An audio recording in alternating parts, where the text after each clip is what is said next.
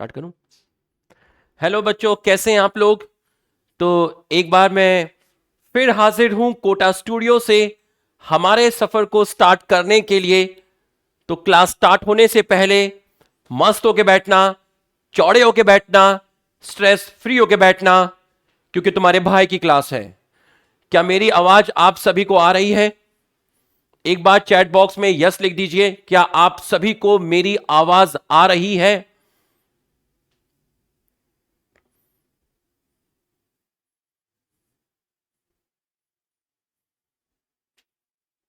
Yes लिख दीजिए। आप सभी को मेरी आवाज आ रही है?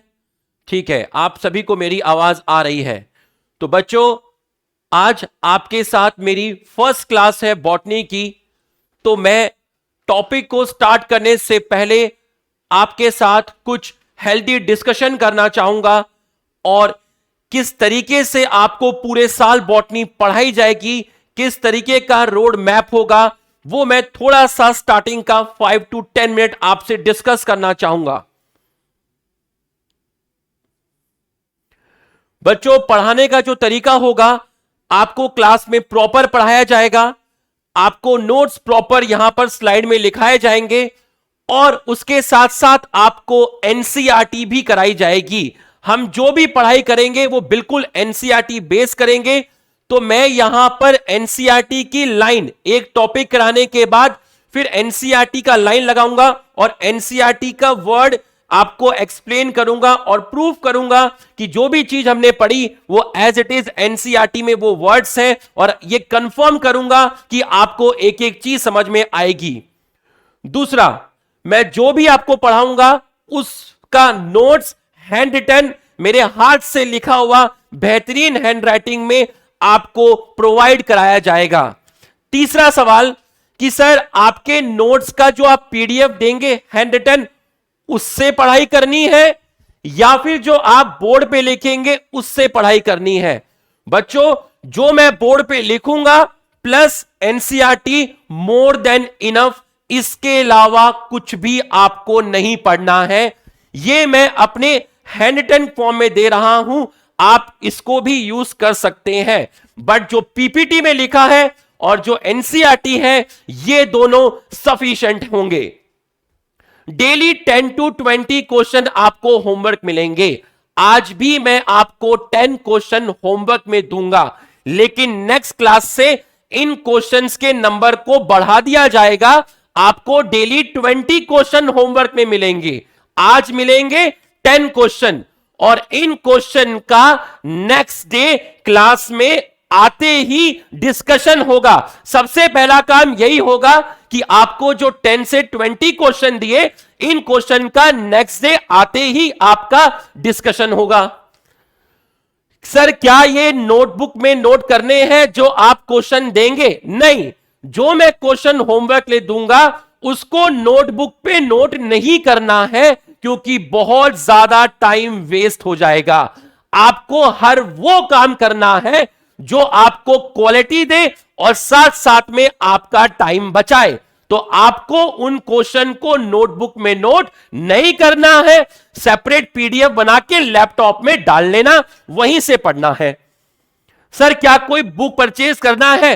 कोई बुक नहीं खरीदना है, सारे क्वेश्चन मैं दूंगा। मैं सब्जेक्ट की रिस्पॉन्सिबिलिटी लेता हूं। सारे पीवाईक्यू क्वेश्चन क्लास में सॉल्व होंगे।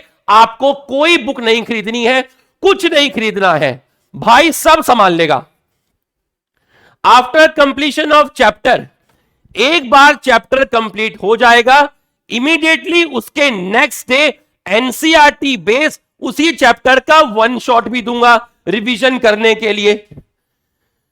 पीवाईक्यू लास्ट से 5-6 ईयर के ही सॉल्व करने हैं और वो पीवाईक्यू सारे के सारे क्लास के अंदर डिस्कस करूंगा। आप बस क्लास लगाइएगा, बाकी सब मेरे पे छोड़ दीजिएगा, मैं संभाल लूंगा। आपको पूरे साल अच्छे से गाइड करूंगा। आप जहां भी लो फील करेंगे प्रॉपर गाइडेंस दूंगा। आपके मार्क्स कम आएंगे, आपको मोटिवेट किया जाएगा और जो चीज हम आज पढ़ रहे हैं उसको 2 या 3 महीने के बाद कैसे याद रखें, सर इसका कोई फॉर्मूला है, वो भी बताया जाएगा।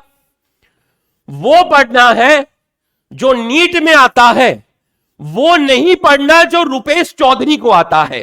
तो एनसीईआरटी बेस हमें पढ़ाई करनी है, डेली 6 to 7 आवर्स स्टडी करनी है। भाई लंबी लंबी नहीं हाकेंगे कि 12 घंटे कर, 14 घंटे कर, 15 घंटे कर, वही बात करेंगे जो फिजिबल है। मैं कह रहा हूं, अपने एक्सपीरियंस से कह रहा हूं, डेली 6 से 7 घंटे पढ़ लो। अभी 3 से 4 महीना डेली 6 से 7 घंटे पढ़ लो, सिलेक्शन हो जाएगा।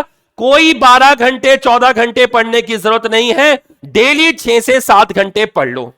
नेक्स्ट, ज्यादा वीडियो नहीं देखना। अगर एक ही टॉपिक की बार बार वीडियो देखोगे तो जब तक ईयरफोन कान में लगा रहता है तब तक तो चीजें समझ में आती हैं, अच्छा लगता है, बट जो एक्चुअल पढ़ाई है वो धरातल पर है, एनसीईआरटी पर है। नोट्स लेके बैठने पड़ेंगे तब जाके सिलेक्शन होगा। तेरी सेल्फ स्टडी पे ज्यादा डिपेंड करता है सिलेक्शन, ना कि एक ही टॉपिक की बार बार 5 जगह वीडियो देखने में। इससे तेरा टाइम किल होगा, इसका आपको ध्यान रखना है। लेक्चर के अलावा 6 से 7 घंटे, लेक्चर के अलावा 6 से 7 घंटे। अब देखिए, 2 तरह के स्टूडेंट हैं। एक है ये पहला स्टूडेंट जिसने मंडे को 10 घंटे पढ़ा और 10 घंटे पढ़ के पूरे मोहल्ले में बता रहा है भाई कि मैंने 10 घंटे पढ़ लिया। ट्यूसडे को 8 घंटे पढ़ लिया, इसका हैंगओवर नहीं उतरा। वेडनेसडे को पढ़ा, वेडनेसडे को पढ़ा ही नहीं। थर्सडे को 2 घंटा पढ़ा, फ्राइडे को 3 घंटा पढ़ा और सैटरडे को पढ़ा ही नहीं। पूरे वीक में अगर इसकी बात करूं तो 10, 18, 20 और 23, पूरे वीक में 23 घंटे इसने पढ़े। अब जरा ये देखिए, डेली 6 घंटे पढ़ता है पर दुनिया को लगता है कि ये पढ़ रहा है। ये डेली 6 घंटे पढ़ता है, 6 6 36। Consistency matter. डेली पढ़ो, थोड़ा पढ़ो पर डेली पढ़ो। ये चीज सभी को समझ में आ गई। ये मुझे आपसे बात करनी थी क्योंकि पहली क्लास थी, थोड़ा सा जरूरी होता है। अब हम अपने चैप्टर को स्टार्ट करेंगे।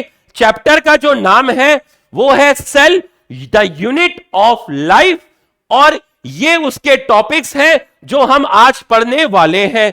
तो आप एक बार चैट बॉक्स में मुझे क्लास स्टार्ट करने की परमिशन दे दीजिए, यस लिख दीजिए, और मैं अपना मुंह बंद कर लेता हूं और पढ़ाना स्टार्ट करता हूं बिना टाइम वेस्ट किए, नॉन स्टॉप। यस लिख दीजिए।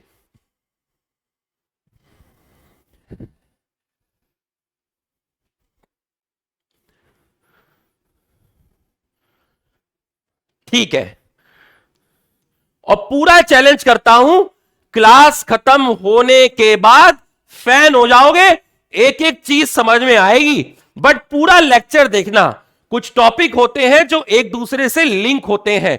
हो सकता है स्टार्टिंग के 1-2 मिनट में समझ ना आए, लेकिन नशा वही है जो धीरे धीरे बढ़े। तो स्टार्ट किया जाए टॉपिक।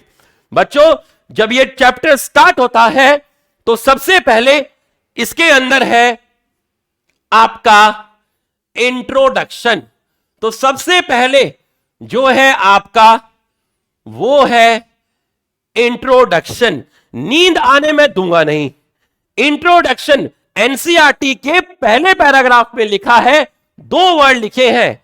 एक तो लिखा है इन एनिमेट थिंग, इन एनिमेट थिंग। तो पहला लिखा है इन एनिमेट थिंग और दूसरा वर्ड लिखा है लिविंग थिंग। दूसरा लिखा हुआ है लिविंग थिंग। तो पहला लिखा है इन एनिमेट थिंग और दूसरा लिखा है इन एनिमेट। बच्चों, इन एनिमेट का मतलब होता है नॉन लिविंग। इन एनिमेट का मतलब होता है नॉन लिविंग। हमारे घर में ये जो टेबल है, पंखा है, फ्रिज है, ये इनएनिमेट थिंग है, ये नॉन लिविंग थिंग है। और जो नॉन लिविंग थिंग होती है उसके अंदर आपकी जो सेल होती है वो एब्सेंट होती है। और जो लिविंग थिंग होती है, लिविंग थिंग के लिए आप वर्ड यूज करते हैं एनिमेट, और इसके अंदर आपका जो सेल है वो प्रेजेंट होता है। तो पहला पॉइंट एनसीईआरटी का इनएनिमेट का मतलब होता है नॉन लिविंग। नॉन लिविंग इसलिए बोला क्योंकि उसके अंदर सेल एब्सेंट होती है। और दूसरा लिविंग थिंग, लिविंग थिंग का मतलब है एनिमेट, उसके अंदर सेल प्रेजेंट होती है। यह रहा पहला पॉइंट एनसीईआरटी का। दूसरा पॉइंट, जो लिविंग ऑर्गेनिज्म होते हैं, जो आपके लिविंग ऑर्गेनिज्म होते हैं, उनके अंदर लिविंग ऑर्गेनिज्म दो टाइप के होते हैं। एक को आप बोलते हैं यूनिसेलुलर और एक को आप बोलते हैं मल्टी सेलुलर। एक को आपने बोला यूनिसेलुलर और दूसरे को बोला मल्टी सेलुलर। यूनिसेलुलर का मतलब होता है ऐसे ऑर्गेनिज्म जिनमें सिर्फ एक सेल हो, जिनमें सिर्फ एक सेल हो, मतलब सिंगल सेल। ऐसे ऑर्गेनिज्म जिनमें सिंगल सेल होती है। एग्जाम्पल मैंने बोल दिया अमीबा, एग्जाम्पल मैंने बोल दिया अमीबा, एग्जाम्पल मैंने बोल दिया युगलिना। तो एक सेल वाले ऑर्गेनिज्म को यूनिसेलुलर बोलते हैं। मल्टी सेलुलर भैया जो प्लांट्स होते हैं, या मैं कहूं एनिमल्स होते हैं, या मैं कहूं फंगस होते हैं। अगर मैं फंगस में कुछ एक्सेप्शन निकाल दूं, जैसे ईस्ट फंगस को निकाल दूं, तो फंगस मोस्टली मल्टी सेलुलर है, एनिमल मल्टी सेलुलर है, प्लांट्स मल्टी सेलुलर है। तो दो तरह के वो हो गए, एक यूनिसेलुलर हो गया और एक आपका हो गया मल्टी सेलुलर। तो unicellular single cell, example amoeba, euglena, या मैं आपका बोलूं बैक्टीरिया। बिल्कुल सही है। तो ये है इंट्रोडक्शन के अंदर। अब इंट्रोडक्शन से जब आप नेक्स्ट पे जाएंगे तो सबसे पहले है आपका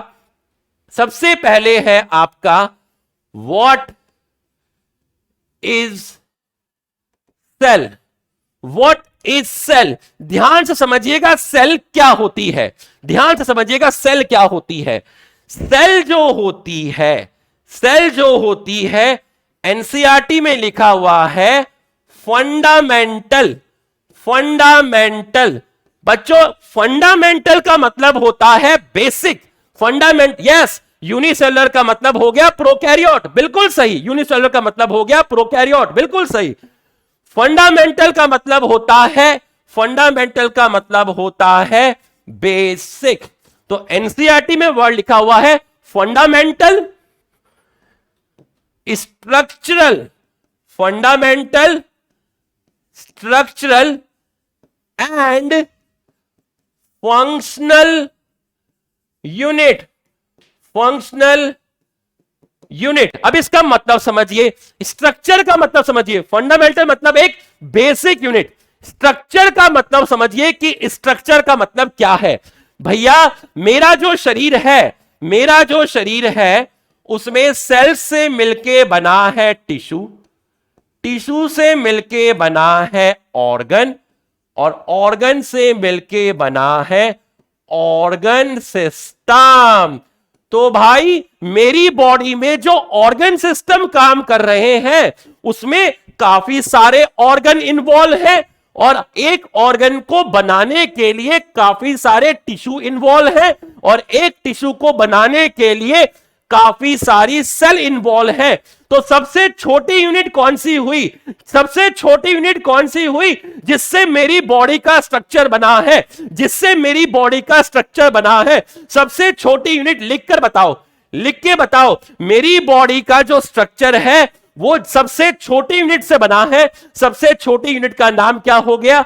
सबसे छोटी यूनिट का नाम हो गया सेल। तो इसका मतलब स्ट्रक्चर किससे बना हुआ है? सेल, बिल्कुल सही है। दूसरा, इस सेल के अंदर सेल से मिला टिश्यू, टिश्यू से मिला ऑर्गन, और ऑर्गन से मिला ऑर्गन सिस्टम। तो मेरे जितने भी ऑर्गन सिस्टम हैं वो सब काम कर रहे हैं, तभी तो मैं जिंदा हूं। और वो ऑर्गन सिस्टम किससे बने हुए हैं? ऑर्गन से। ऑर्गन किससे बना है? टिश्यू से। टिश्यू किससे बना है? सेल से। तो मेरी बॉडी फंक्शन कर रही है क्योंकि मेरे सारे ऑर्गन काम कर रहे हैं। मेरे सारे ऑर्गन काम कर रहे हैं, मतलब मेरे टिश्यू काम कर रहे हैं, मतलब मेरे सेल काम कर रहे हैं। तो सेल एक स्ट्रक्चरल और फंक्शनल यूनिट हुई लाइफ की। पहला पॉइंट तो ये हो गया। दूसरा पॉइंट कि बच्चों मैंने आपकी एक चीज बनाई, ये बनाई सेल बनाई। इस सेल में बाहर की जो लेयर मैंने बनाई उसको मैंने बोला सेल वॉल, उसको मैंने बोला सेल वॉल। अब सेल वॉल से अंदर आप आए तो आपको जो लेयर मिली उसको मैंने बोला सेल मेम्ब्रेन, और अंदर मुझे मिला न्यूक्लियस, ये मुझे मिला न्यूक्लियस। बिल्कुल सही है। एक सेल बनाई है, सबसे बाहर सेल वॉल बनाई, अंदर की तरफ सेल मेम्ब्रेन बनाई और सबसे अंदर न्यूक्लियस बनाया। अब मुझे बताओ, लिखकर बताओ, ये रीजन कौन सा है, ये रीजन कौन सा है, न्यूक्लियस और सेल मेम्ब्रेन के बीच में रीजन कौन सा है? लिख के बताओ मेरे छोटे भाई बहन, लिख के बताओ ये रीजन कौन सा है। ये रीजन है साइटोप्लाज्म, ये रीजन है साइटोप्लाज्म। बिल्कुल सही है, बिल्कुल सही है। तो अब cytoplasm plus nucleus, cytoplasm plus nucleus is equal to, cytoplasm और न्यूक्लियस दोनों को मिलाकर बोलते हैं प्रोटोप्लाज्म, दोनों को मिलाकर बोलते हैं protoplasm. Cytoplasm plus nucleus, cytoplasm plus nucleus is equal to protoplasm. अब मुझे बताओ प्रोटोप्लाज्म किससे कवर्ड है? Protoplasm, protoplasm plus cell membrane, protoplasm plus cell membrane is equal to protoplast. तो मुझे बताइए क्या प्रोटोप्लास्ट में सेल वॉल है? नहीं है, प्रोटोप्लास्ट में सेल वॉल नहीं है। Protoplasm plus cell membrane, protoplasm plus cell membrane is equal to protoplast. Cytoplasm plus nucleus is equal to protoplast. तो आप मुझे बताइए क्या प्रोटोप्लास्ट का पार्ट सेल वॉल होगी? लिख के बताओ यस या नो। क्या प्रोटोप्लास्ट का पार्ट सेल वॉल होगी? लिख के बताओ यस और नो, लिख के बताओ यस और नो।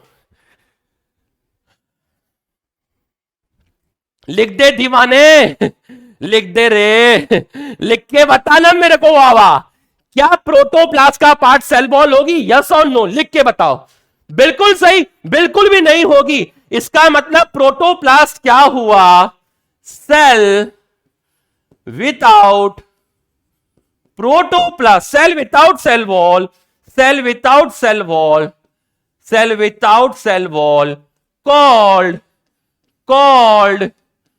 प्रोटोप्लास्ट। प्रोटोप्लास्ट। एक सेल से सेल वॉल को हटा दो, एक सेल से सेल वॉल को हटा दो, बाकी जो बचा protoplasm plus cell membrane is equal to protoplast. Cell से सेल वॉल को हटा दो, जो चीज बची प्रोटोप्लास्ट। उसमें से सेल मेम्ब्रेन को हटा दो, सेल मेम्ब्रेन को हटा दो, सेल मेम्ब्रेन को हटाते ही जो चीज बची उसको बोला प्रोटोप्लास्ट। यहां तक समझ में आ गया तो चैट बॉक्स में यस लिख के अपने भाई का रिस्पेक्ट बढ़ा दीजिए। अगर यहां तक समझ में आया तो चैट बॉक्स में यस लिख दीजिए। यहां तक समझ में आया तो चैट बॉक्स में यस लिख दीजिए। यहां तक समझ में आया तो चैट बॉक्स में यस लिख दीजिए।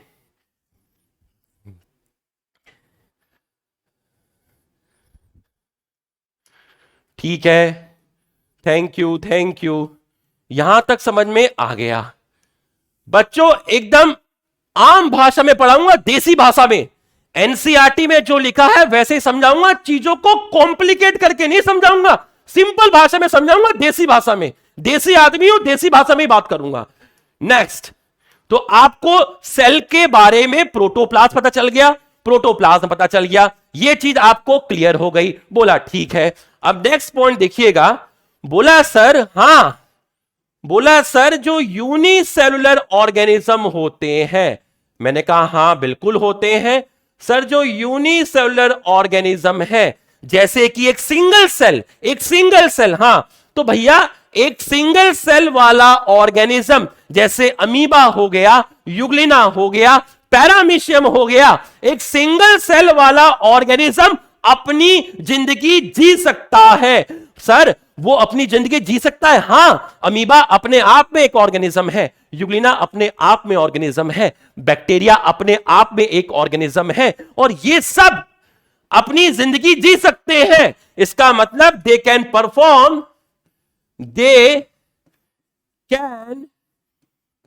परफॉर्म एसेंशियल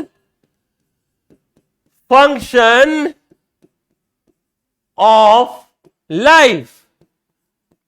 हे यूनिसेलुलर ऑर्गेनिज्म, हां, क्या आप डिवाइड करते हो? करते हैं। आप में मेटाबॉलिज्म है।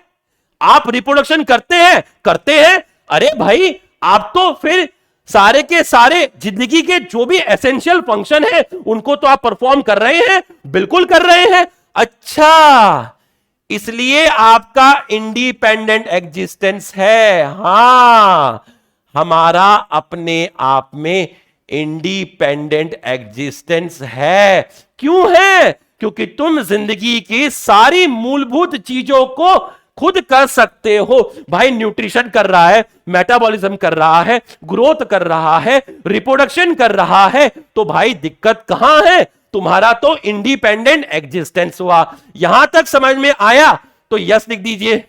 यहां तक समझ में आया तो यस लिख दीजिए। बेटा जो मैं पीपीटी में लिख रहा हूं बिल्कुल एनसीईआरटी बेस्ड है, कसम कह रहा हूं, चाहे लिखा के ले लो, ये के अलावा कुछ नहीं पढ़ना। भाई पे विश्वास रखना, ज्यादा लंबी लंबी नहीं हाकेंगे, बस जो पढ़ा दिया भाई ने बस वही पढ़ना भाई। यहां तक समझ में आ गया? ठीक है। अब इन्होंने बोला कि यार जो ये सेल होती है इसको किसने डिस्कवर किया? तो अगर मैं आपसे कहूं कि सेल को किसने डिस्कवर किया तो आप साहब का नाम बोलेंगे। बड़ा आदमी है, प्यार से बोलिएगा, कहीं बुरा ना मान जाए। साहब का नाम है रॉबर्ट हुक। हे रॉबर्ट हुक, हां, आपने जो सेल देखी थी उस सेल का नाम बता दीजिए। उस सेल का नाम है कॉर्क सेल और उसी सेल का दूसरा नाम है फेलम। सर ये कैसी सेल है, प्लांट या एनिमल? मैंने कहा ये प्लांट सेल है। तो सबसे पहले रॉबर्ट हुक ने जो सेल देखी उसका नाम है, मैं दो दो तीन तीन बार इसलिए बोलता हूं ताकि दिमाग में वो चीज बैठ जाए और रूह में उतर जाए। क्लास खत्म होने के बाद देखना मेरी आवाज तुम्हारे कानों में गूंज रही होगी। सेल को डिस्कवर किया रॉबर्ट हुक ने, बिल्कुल सही है। कौन सी सेल डिस्कवर की? कॉर्क सेल डिस्कवर की। कहां होती है? प्लांट के अंदर होती है। और कॉर्क सेल एक्चुअल में क्या है ये पढ़ाऊंगा एनाटॉमी ऑफ फ्लावरिंग प्लांट के अंदर। तो ये जो सेल डिस्कवर की थी, इस सेल के अंदर प्रोटोप्लाज्म तो होता ही नहीं। सर अगर किसी सेल में प्रोटोप्लाज्म ही नहीं होगा तो सर वो सेल तो लिविंग होगी ही नहीं। अरे दीवाने, तो मैंने कब कहा ये लिविंग सेल है? अरे इसके अंदर प्रोटोप्लाज्म नहीं था। इसका मतलब जो पहली सेल डिस्कवर की गई वो डेड सेल डिस्कवर की गई। सर जब इसमें प्रोटोप्लाज्म ही नहीं था तो रॉबर्ट हुक ने देखा क्या था? अरे रॉबर्ट हुक ने सिर्फ सेल वॉल को देखा था। Only cell wall, only cell wall visible. तो उन्होंने सिर्फ क्या देखा था? उन्होंने सिर्फ सेल वॉल देखा था, क्योंकि कॉर्क सेल के अंदर प्रोटोप्लाज्म नहीं होता। उनको तो सेल वॉल दिखी और कह दिया भाई ये सेल है, लिविंग या डेड? डेड। नाम है कॉर्क, देखने वाला है रॉबर्ट हुक। तो ये था रॉबर्ट हुक के बारे में। लेकिन दीवाने, वक्त को तो कुछ और ही मंजूर था। बोला अपने को डेड नहीं मांगता है, अपने को जिंदा सेल मांगता है, क्योंकि मैं अभी जिंदा हूं।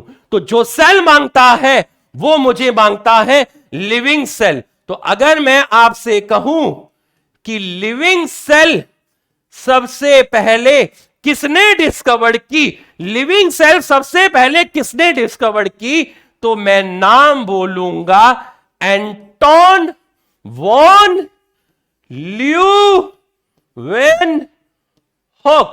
तो एंटोन वॉन ल्यूवेनहुक ने सबसे पहले जिंदा सेल देखी थी और उस सेल का नाम था बैक्टीरिया। उस सेल का नाम था बैक्टीरिया। बिल्कुल सही है। तो सेल के बारे में आपको पता चल गया।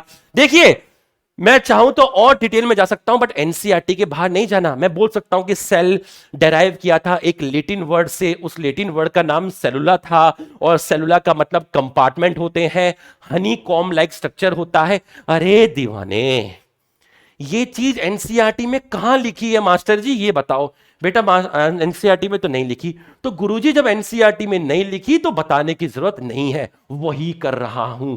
वो पढ़ना है जो नीट में आता है, वो नहीं पढ़ना जो रुपेश चौधरी को आता है। आज अगर 10-10 लाइन में एक्स्ट्रा लिखोगे, नीट तक आने पर इतना इतना एक्स्ट्रा हो जाएगा, और तब एनसीईआरटी याद नहीं होती। खूनी किताब है, कुछ भी फालतू नहीं पढ़ना। मैं बता रहा हूं, भाई पे विश्वास रखना, जान लगा देंगे।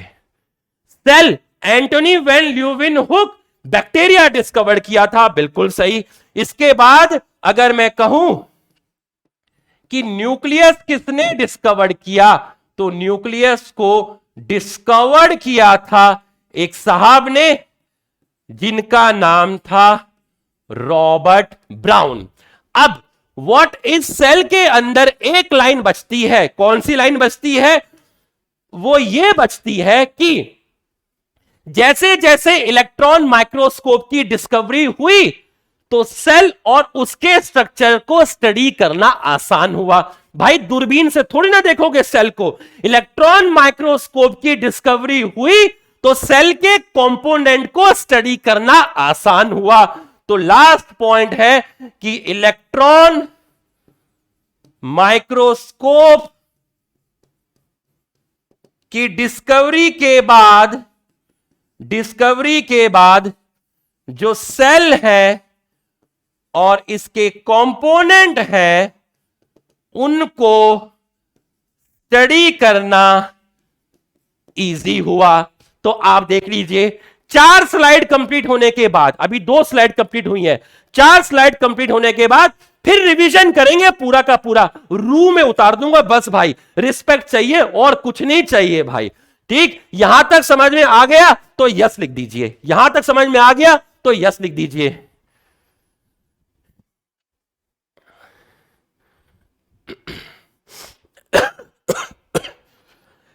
यहां तक समझ में आ गया, यस लिख दीजिए, हमारा थोड़ा मान बढ़ जाएगा, बस और कुछ नहीं है।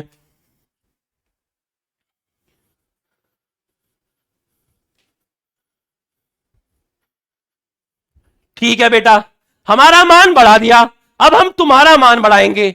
नेक्स्ट पूरा देख लेना, अभी एनसीईआरटी वर्ड लगाऊंगा, एक एक चीज दूध का दूध कर दूंगा, मैं बता रहा हूं, रूम में उतार दूंगा पूरा का पूरा topic.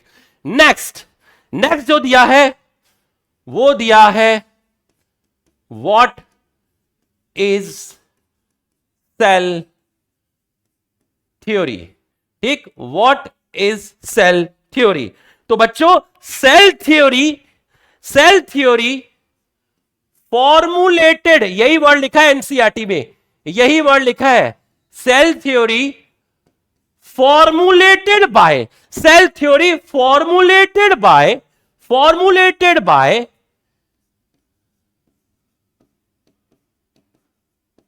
Matheus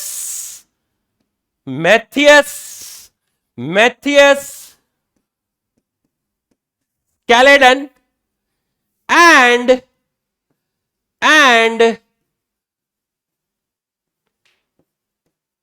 Theodore Schwann, in 2 साहब ने सेल थ्योरी दी।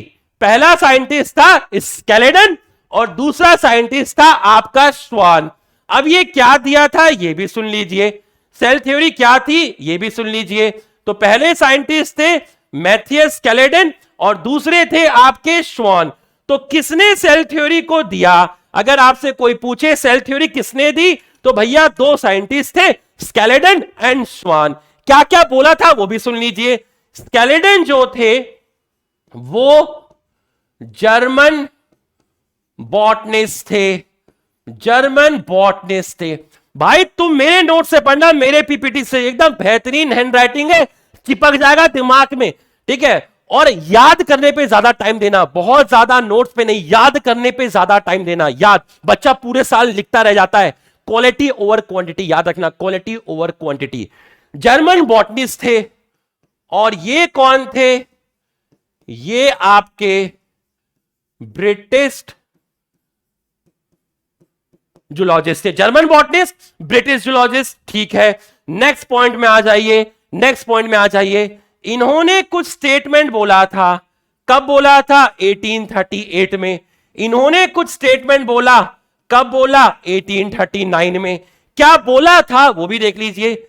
इन्होंने मैनी प्लांट्स, बहुत सारे प्लांट्स पर क्या की? स्टडी की। और बहुत सारे प्लांट पर स्टडी करने के बाद, बहुत सारे प्लांट पर स्टडी करने के बाद इन्होंने बताया ऑल प्लांट्स कंपोज्ड ऑफ, जितने भी प्लांट हैं वो बने हुए हैं सेल के, एंड सेल फॉर्म्स टिश्यू। भाई सेल्स मिलकर क्या बनाता है? सेल्स मिलकर क्या बनाता है? सेल्स मिलकर बनाता है टिश्यू। तो इन्होंने बहुत सारे प्लांट पे स्टडी किया और बताया जितने भी प्लांट हैं वो मिलके बने हुए हैं किससे? सेल से। और सेल्स क्या बनाती हैं? All plant composed of cell, और सेल फॉर्म्ड टिश्यू। ये बात बताई थी स्केलेटन ने। श्वान ने मैनी एनिमल पर स्टडी किया, और इन्होंने क्या बताया? इन्होंने बताया कि जो एनिमल्स होते हैं, animals covered by thin layer, कि भैया जो एनिमल्स होते हैं उनके बाहर एक पतली सी लेयर होती है, और उस लेयर को बोलते हैं प्लाज्मा मेम्ब्रेन। और प्लाज्मा मेम्ब्रेन का दूसरा नाम क्या है दीवाने? अरे दीवाने, प्लाज्मा मेम्ब्रेन का दूसरा जो नाम है वो है सेल मेम्ब्रेन। ये पहली चीज इन्होंने बताई। दूसरा, इन्होंने प्लांट टिश्यू पर स्टडी किया, प्लांट टिश्यू पर स्टडी किया और बताया कि प्लांट के अंदर जो सेल वॉल मिलती है वो एक यूनिक कैरेक्टर है प्लांट का, क्योंकि सेल वॉल एनिमल में नहीं मिलती। प्लांट टिश्यू में जो सेल वॉल मिलती है ये एक यूनिक कैरेक्टर है प्लांट का, क्योंकि एनिमल के अंदर सेल वॉल नहीं मिलती। तो प्लांट टिश्यू में स्टडी किया, प्लांट टिश्यू को स्टडी किया और बताया प्रेजेंस ऑफ सेल वॉल कैसा कैरेक्टर है दीवाने? यूनिक कैरेक्टर है। यूनिक कैरेक्टर है किसका? किसका यूनिक कैरेक्टर है? किसका यूनिक कैरेक्टर है? प्लांट सेल का यूनिक कैरेक्टर है, प्लांट का यूनिक कैरेक्टर है। तो प्लांट का यूनिक कैरेक्टर क्या हुआ? सेल वॉल का मिलना हुआ। और इन्होंने क्या बताया? और इन्होंने बताया, इन्होंने एक हाइपोथेसिस दी। इन्होंने एक हाइपोथेसिस दी। हाइपोथेसिस का मतलब होता है एक स्टेटमेंट दिया, और उस स्टेटमेंट में बोला कि जो प्लांट्स होते हैं और जो एनिमल्स होते हैं वो किसके बने हुए हैं? वो आपके बने हुए हैं composed of cell and its product. Cell का प्रोडक्ट क्या हुआ? सेल का प्रोडक्ट क्या हुआ? सेल का प्रोडक्ट हुआ टिश्यू। सेल का प्रोडक्ट हुआ टिश्यू। इन्होंने एक स्टेटमेंट दिया श्वान ने कि प्लांट और एनिमल बने हुए हैं सेल से, और सेल के प्रोडक्ट से, और सेल का प्रोडक्ट क्या हुआ, सेल का प्रोडक्ट हुआ टिश्यू। ये इन्होंने 3 स्टेटमेंट दिए। पहला स्टेटमेंट एनिमल वाला हो गया, दूसरा स्टेटमेंट प्लांट टिश्यू वाला हो गया, और तीसरा स्टेटमेंट ये हो गया। तो cell theory formulated by Schleiden and Schwann, बिल्कुल सही है, बिल्कुल सही है। बट इस थ्योरी का ड्रॉबैक था, इस थ्योरी का ड्रॉबैक था, लिमिटेशन था।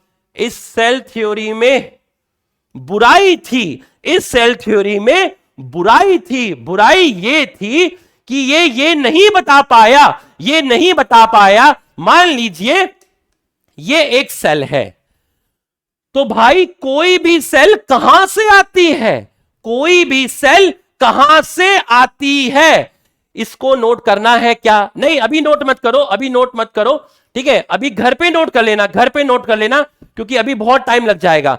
अगर आप साथ साथ में नोट कर सकते हो कर लीजिए, वरना घर पे नोट कर लीजिएगा, है ना? घर पे नहीं तो ऐसे बहुत टाइम लग जाएगा, है ना? मैं हर स्लाइड के बाद मुझे रुकना पड़ेगा। आप घर पे फटाफट नोट कर लीजिएगा। और ये पीपीटी आपको अभी मिलेगी, ये पीपीटी पूरी की पूरी आपको अलग से अभी लेक्चर खत्म होने के बाद मिलेगी बेटा।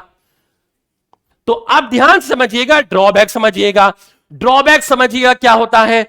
तो ड्रॉबैक का मतलब यह हुआ, ड्रॉबैक का मतलब यह हुआ कि किसी भी सेल का ओरिजिन कहां से हुआ, ये सेल कहां से बनी, how new sales were formed. कोई भी सेल का फॉर्मेशन कहां से होता है, कोई भी सेल का फॉर्मेशन कहां से होता है, शरीर में नई नई सेल्स कहां से बनती है, ये चीज स्केलेटन एंड श्वान नहीं समझा पाए, नहीं समझा पाए। तो अगर मैं आपको बोला ड्रॉबैक क्या था, ड्रॉबैक क्या था, how new sales were formed, कोई भी नई सेल्स कैसे बनती है ये एक्सप्लेन नहीं कर पाए, डिड नॉट एक्सप्लेन, ये एक्सप्लेन नहीं कर पाए। यहां तक समझ में आया तो चैट बॉक्स में यस लिख दीजिए, चैट बॉक्स में यस लिख दीजिए। बच्चों घबराना नहीं, एकदम मजे से समझना, आराम आराम से समझना, सब समझ में आएगा, घबराना नहीं। अभी रिवीजन दूंगा। यहां तक समझ में आया तो यस लिख दीजिए।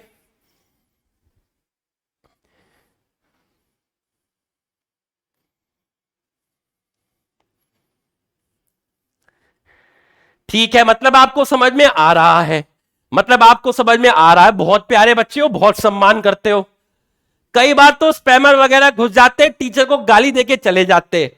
भाई गाली वाली मत देना, स्पैमर मत बनना, है ना? स्पैमर मत बनना, आना आराम से पढ़ना। टीचर का भी मान सम्मान होता है, उसके भी फैमिली, माँ पिताजी, दाल बच्चे होते हैं। तो ऐसे ही पढ़ते रहना बेटा, जान लगा दूंगा तुम्हारे लिए, किडनी नहीं बेचूंगा अपनी, लेकिन जान लगा दूंगा। अब आया आपका, इस सेल थ्योरी को मॉडिफाई किया गया, ये सेल थ्योरी को मॉडिफाई किया गया। ये आपकी सेल थ्योरी थी, ठीक है? ये सेल थ्योरी ये नहीं बता पाई, ये सेल थ्योरी ये नहीं बता पाई कि किसी भी नई सेल्स का फॉर्मेशन कैसे होता है दीवाने। तो बोला क्या करें, बोला करना क्या है, करना क्या है, करना क्या है। इसके बाद एक साइंटिस्ट आए जिनका नाम था रडल्फ वर्चो। रडल्फ वर्चो जो थे, उन्होंने फाइनल शेप दिया, उन्होंने फाइनल शेप दिया किसको, सेल थ्योरी को।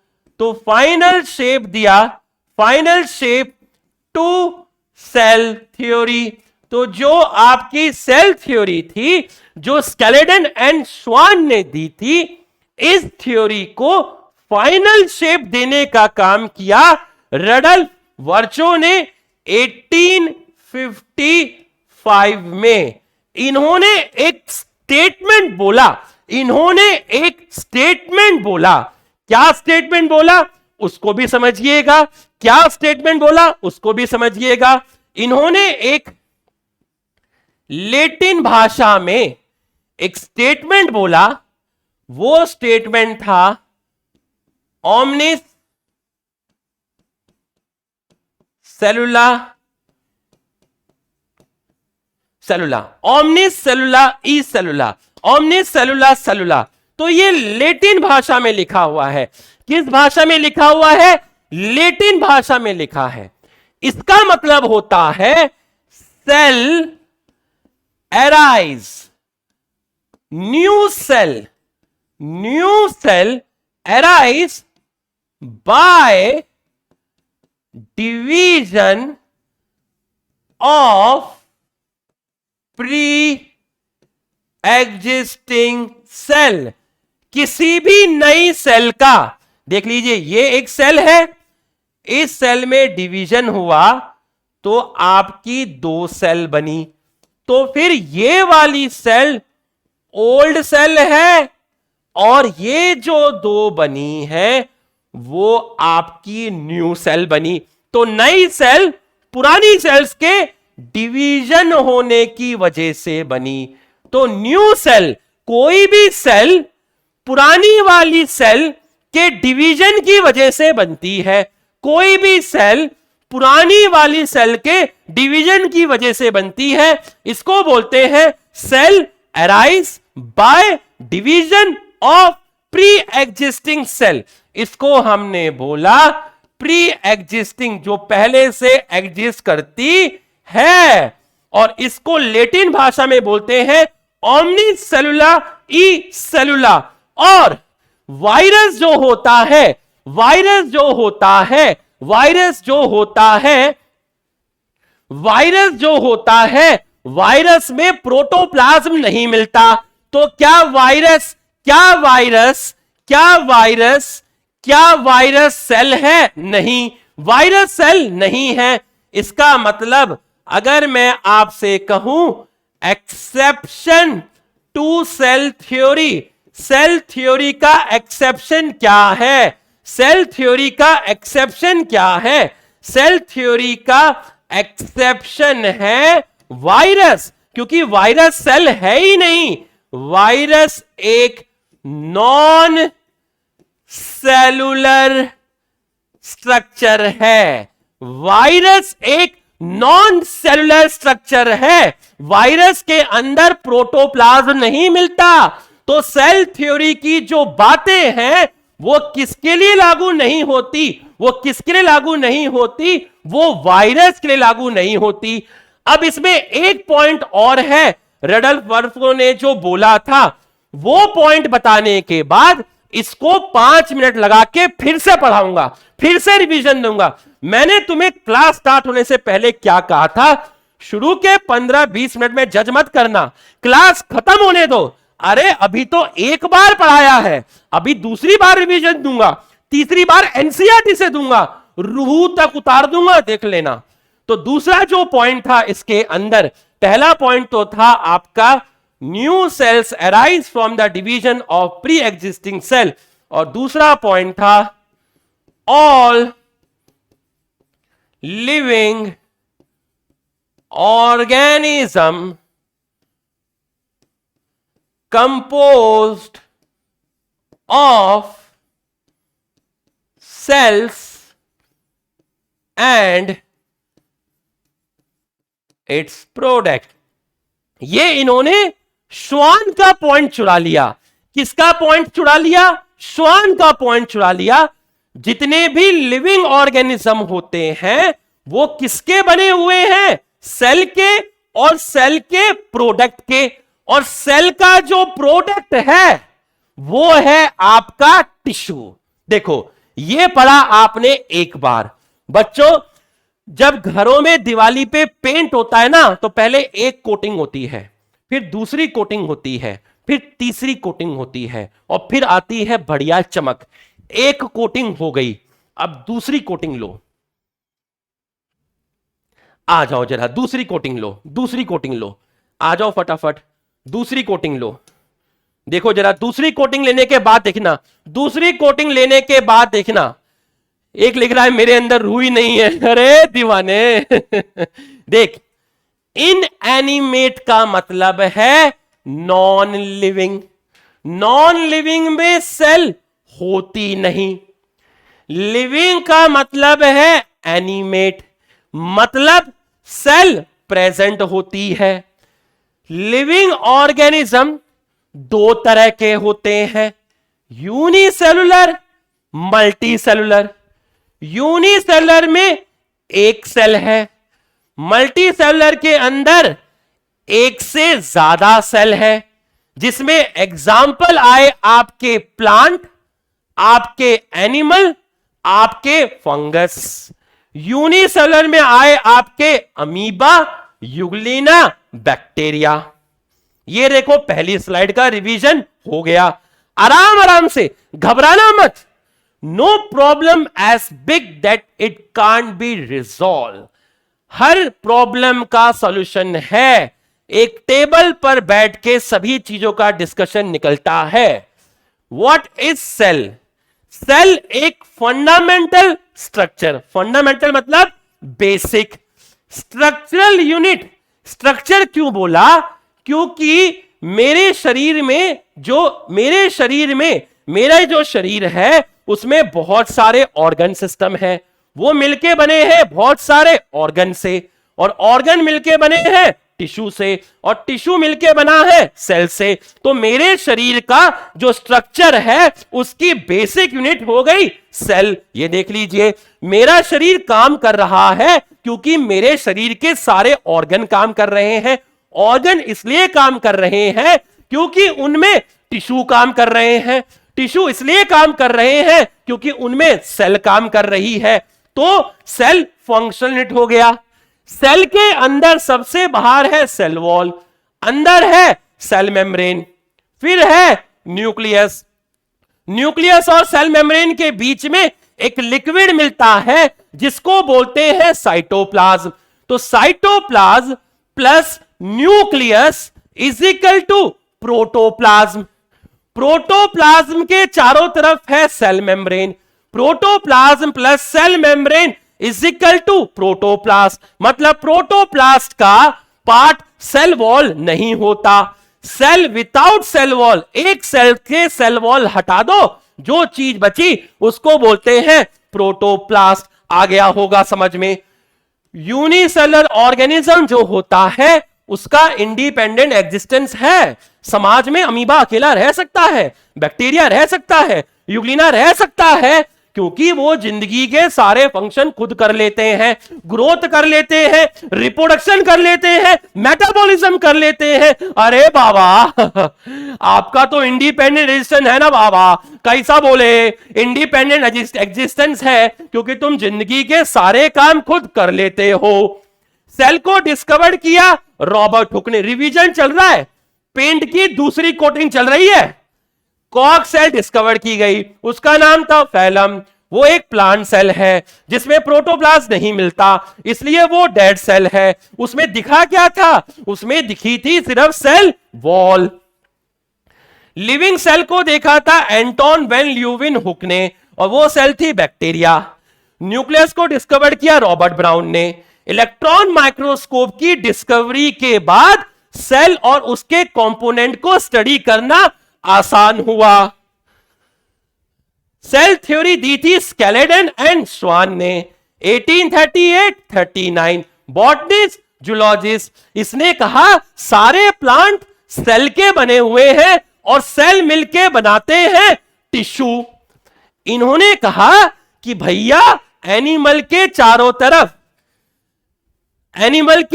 तरफ एक पतली सी लेयर होती है जिसको बोलते हैं प्लाज्मा मेम्ब्रेन। इन्होंने प्लांट टिश्यू की भी स्टडी की और बोला सेल वॉल का मिलना तो एक जबरदस्त कैरेक्टर होता है। और इन्होंने एक बात और कही कि जो प्लांट और एनिमल होते हैं वो सेल के बने हैं और उसके प्रोडक्ट के बने हैं। भाई सेल का प्रोडक्ट क्या हुआ? सेल का प्रोडक्ट हुआ आपका, सेल का प्रोडक्ट आपका हुआ टिश्यू हुआ। बिल्कुल सही है।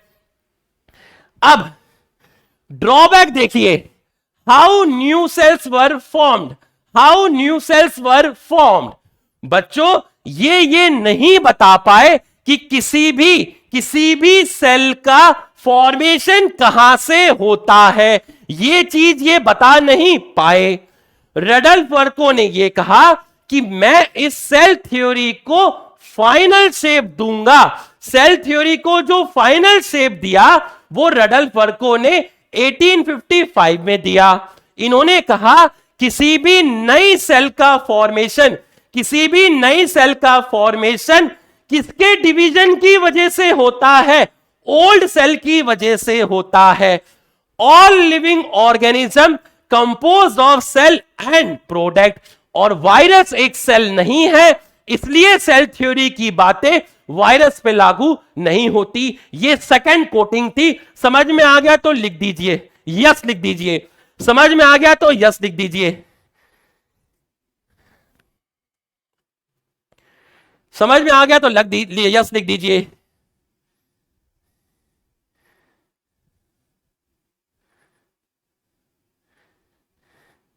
एक दो स्पैमर आ गए हैं, उल्टा सीधा लिख रहे हैं। अबे तेरी औकात नहीं है समझने की, धरती पे बोझ। तेरे को पैदा करके तो तेरे मां बाप को भी अफसोस हो रहा होगा। अबे 2 कौड़ी के आदमी, औकात दिखाऊंगा, निकल जा यहां से, चल भाग यहां से, निकल यहां से, चल भाग यहां से, अबे निकल यहां से। तेरी औकात सिर्फ इतनी है कि तू यहां स्पैमिंग कर सकता है, बाकी बच्चों का यस देख लीजिए, सबका यस देख लीजिए। अबे निकल यहां से 2 कौड़ी के आदमी।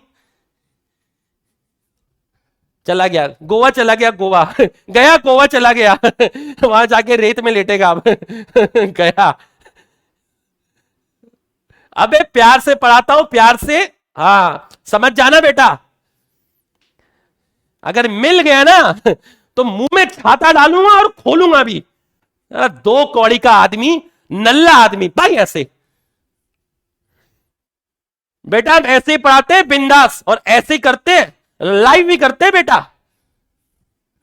तो यहां तक आपको समझ में आ गया होगा। ये आपका यस सर ही बता रहा है कि हाँ भाई समझ में आ गया। तो अगर यहां तक आपको समझ में आ गया तो ये तो बहुत ही अच्छी बात है, ये तो बहुत ही अच्छी बात है।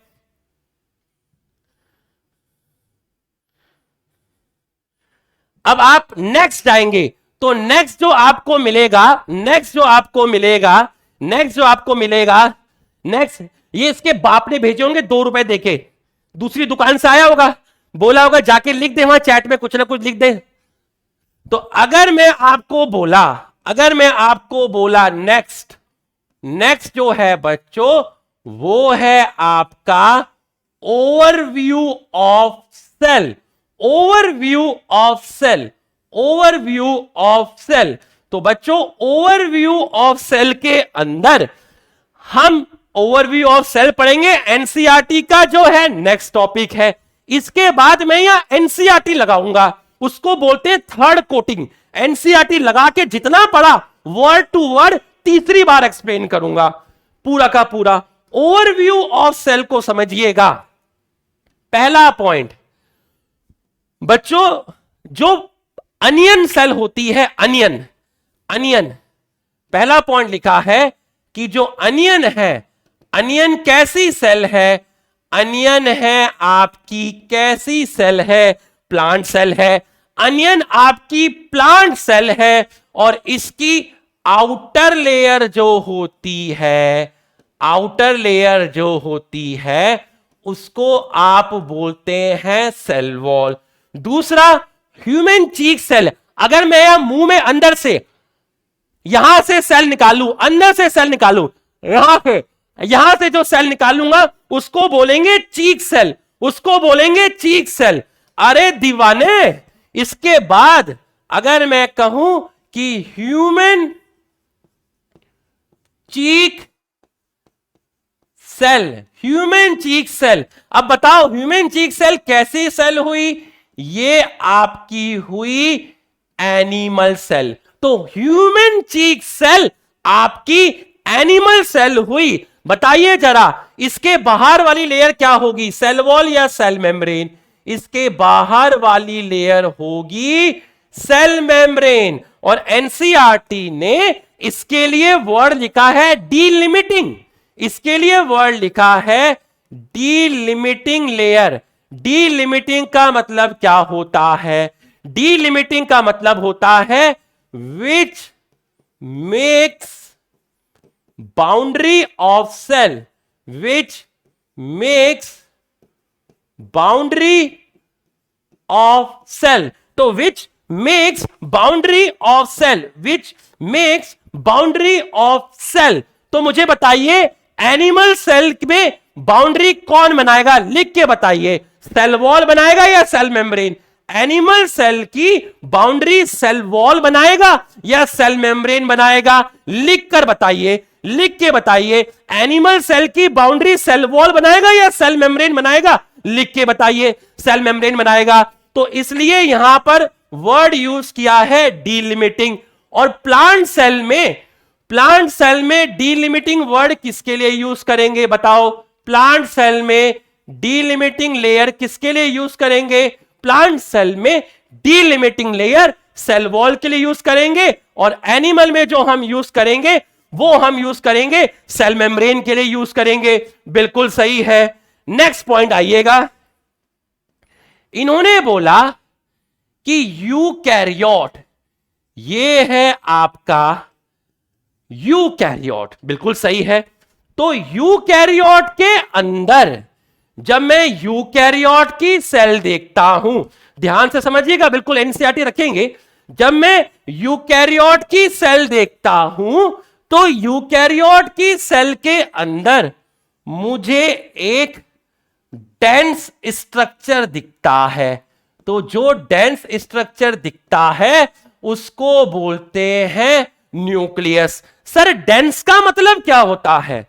डेंस का मतलब होता है एक ऐसा स्ट्रक्चर जो माइक्रोस्कोप में बहुत डार्क दिख रहा है, एकदम क्लियरली विजिबल नहीं है, एकदम क्लियरली विजिबल नहीं है, बहुत डेंस दिख रहा है, बहुत डार्क दिख रहा है। ऐसे स्ट्रक्चर को बोलते हैं डेंस स्ट्रक्चर, जिसको मैं बोलता हूं न्यूक्लियस।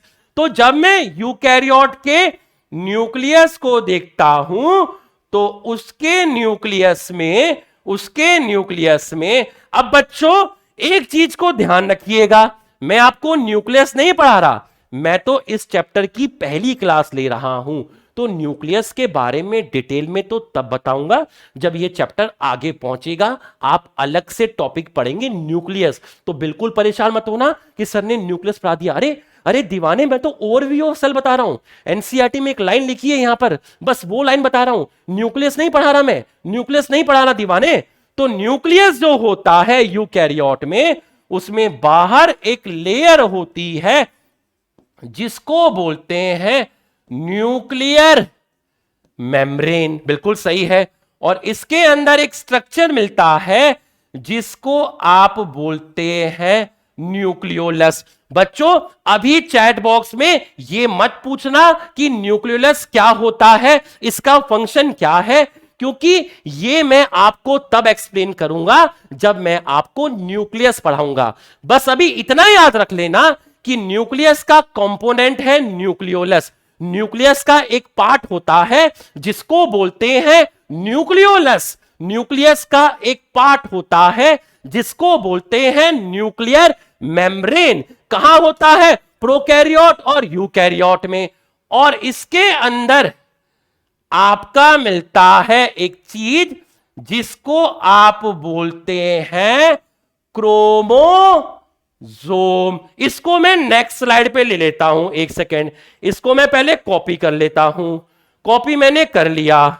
कॉपी करने के बाद इस पॉइंट को मैं यहां से हटा देता हूं और इसको मैं थोड़ा सा ऊपर ले लेता हूं। ये मैंने थोड़ा सा ऊपर ले लिया और ऊपर लेने के बाद इसको हटा दिया। और ये यहां से ध्यान से समझिएगा, ध्यान से, यूकैरियोट के अंदर न्यूक्लियस में बाहर न्यूक्लियर मेम्ब्रेन है, अंदर क्रोमोसोम है, और क्रोमोसोम के अंदर आपका क्या मिलता है? क्रोमोसोम के अंदर मिलता है double standard DNA. Double standard DNA मतलब उस डीएनए के कितने धागे हैं? उस डीएनए के दो धागे हैं, डबल स्ट्रैंडेड डीएनए है और कैसा डीएनए है, लीनियर डीएनए है। कैसा डीएनए है, लीनियर डीएनए है। डबल स्ट्रैंडेड लीनियर डीएनए है क्रोमोसोम के अंदर। तो अगर मैं आपसे बोलूं कि क्रोमोसोम जो यूकैरियोट में मिलेगा, उस क्रोमोसोम में क्या क्या मिलेगा, तो आप कहेंगे डीएनए मिलेगा।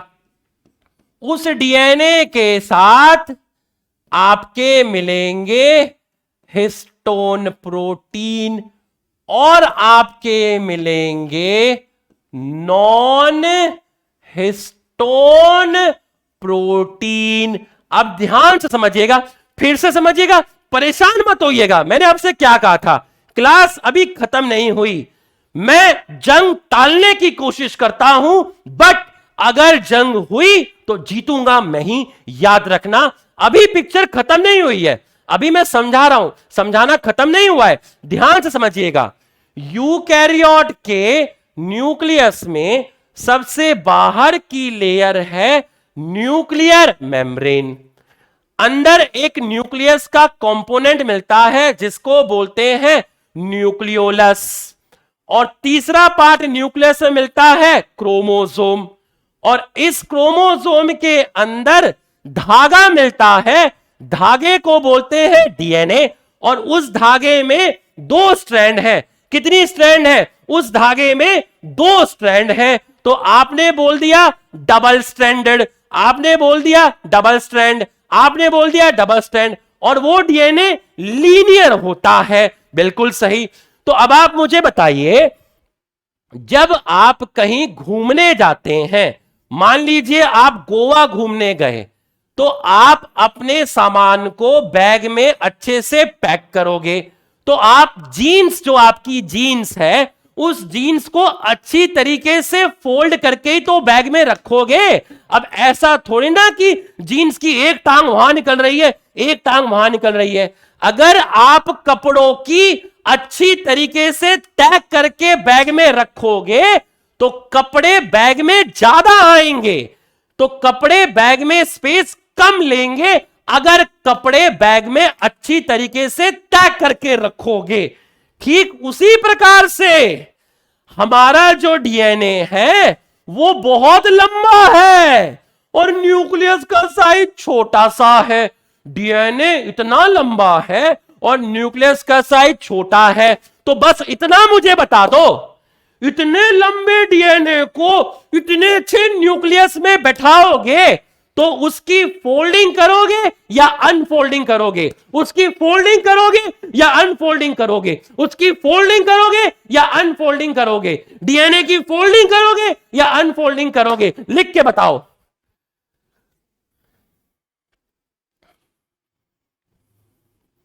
लिख के बताओ, डीएनए की फोल्डिंग करोगे या? यस, ये मांगता है रे, ये मांगता है, ये वाला मांगता है बाबा, बाबा ये मांगता है, ये मांगता है, ये मांगता है। अरे डीएनए की फोल्डिंग तुम करोगे या हिस्टोन प्रोटीन करेगा? तुम करोगे या हिस्टोन प्रोटीन करेगा? लिख के बताओ बाबा, लिख के बताओ बाबा, हिस्टोन प्रोटीन करेगा या तुम करोगे? हिस्टोन प्रोटीन करेगा या तुम करोगे? अरे हिस्टोन प्रोटीन करेगा, अरे हिस्टोन प्रोटीन करेगा, अरे हिस्टोन प्रोटीन करेगा। तो हिस्टोन प्रोटीन जो होते हैं वो बेसिक प्रोटीन होते हैं और non histone protein acidic protein होते हैं, और ये डीएनए की फोल्डिंग करते हैं, डीएनए को पैक करते हैं, डीएनए को पैक करते हैं, और थोड़ा सा मिलता है आरएनए, थोड़ा सा मिलता है आरएनए, बट मेनली जो मिलता है, मेनली जो मिलता है वो आपका मिलता है डीएनए। तो मुझे बस इतना बता दो, हिस्टोन प्रोटीन ने डीएनए को छोटा किया, हिस्टोन प्रोटीन ने डीएनए की पैकेजिंग की, डीएनए को फोल्ड किया, उसकी पैकेजिंग की।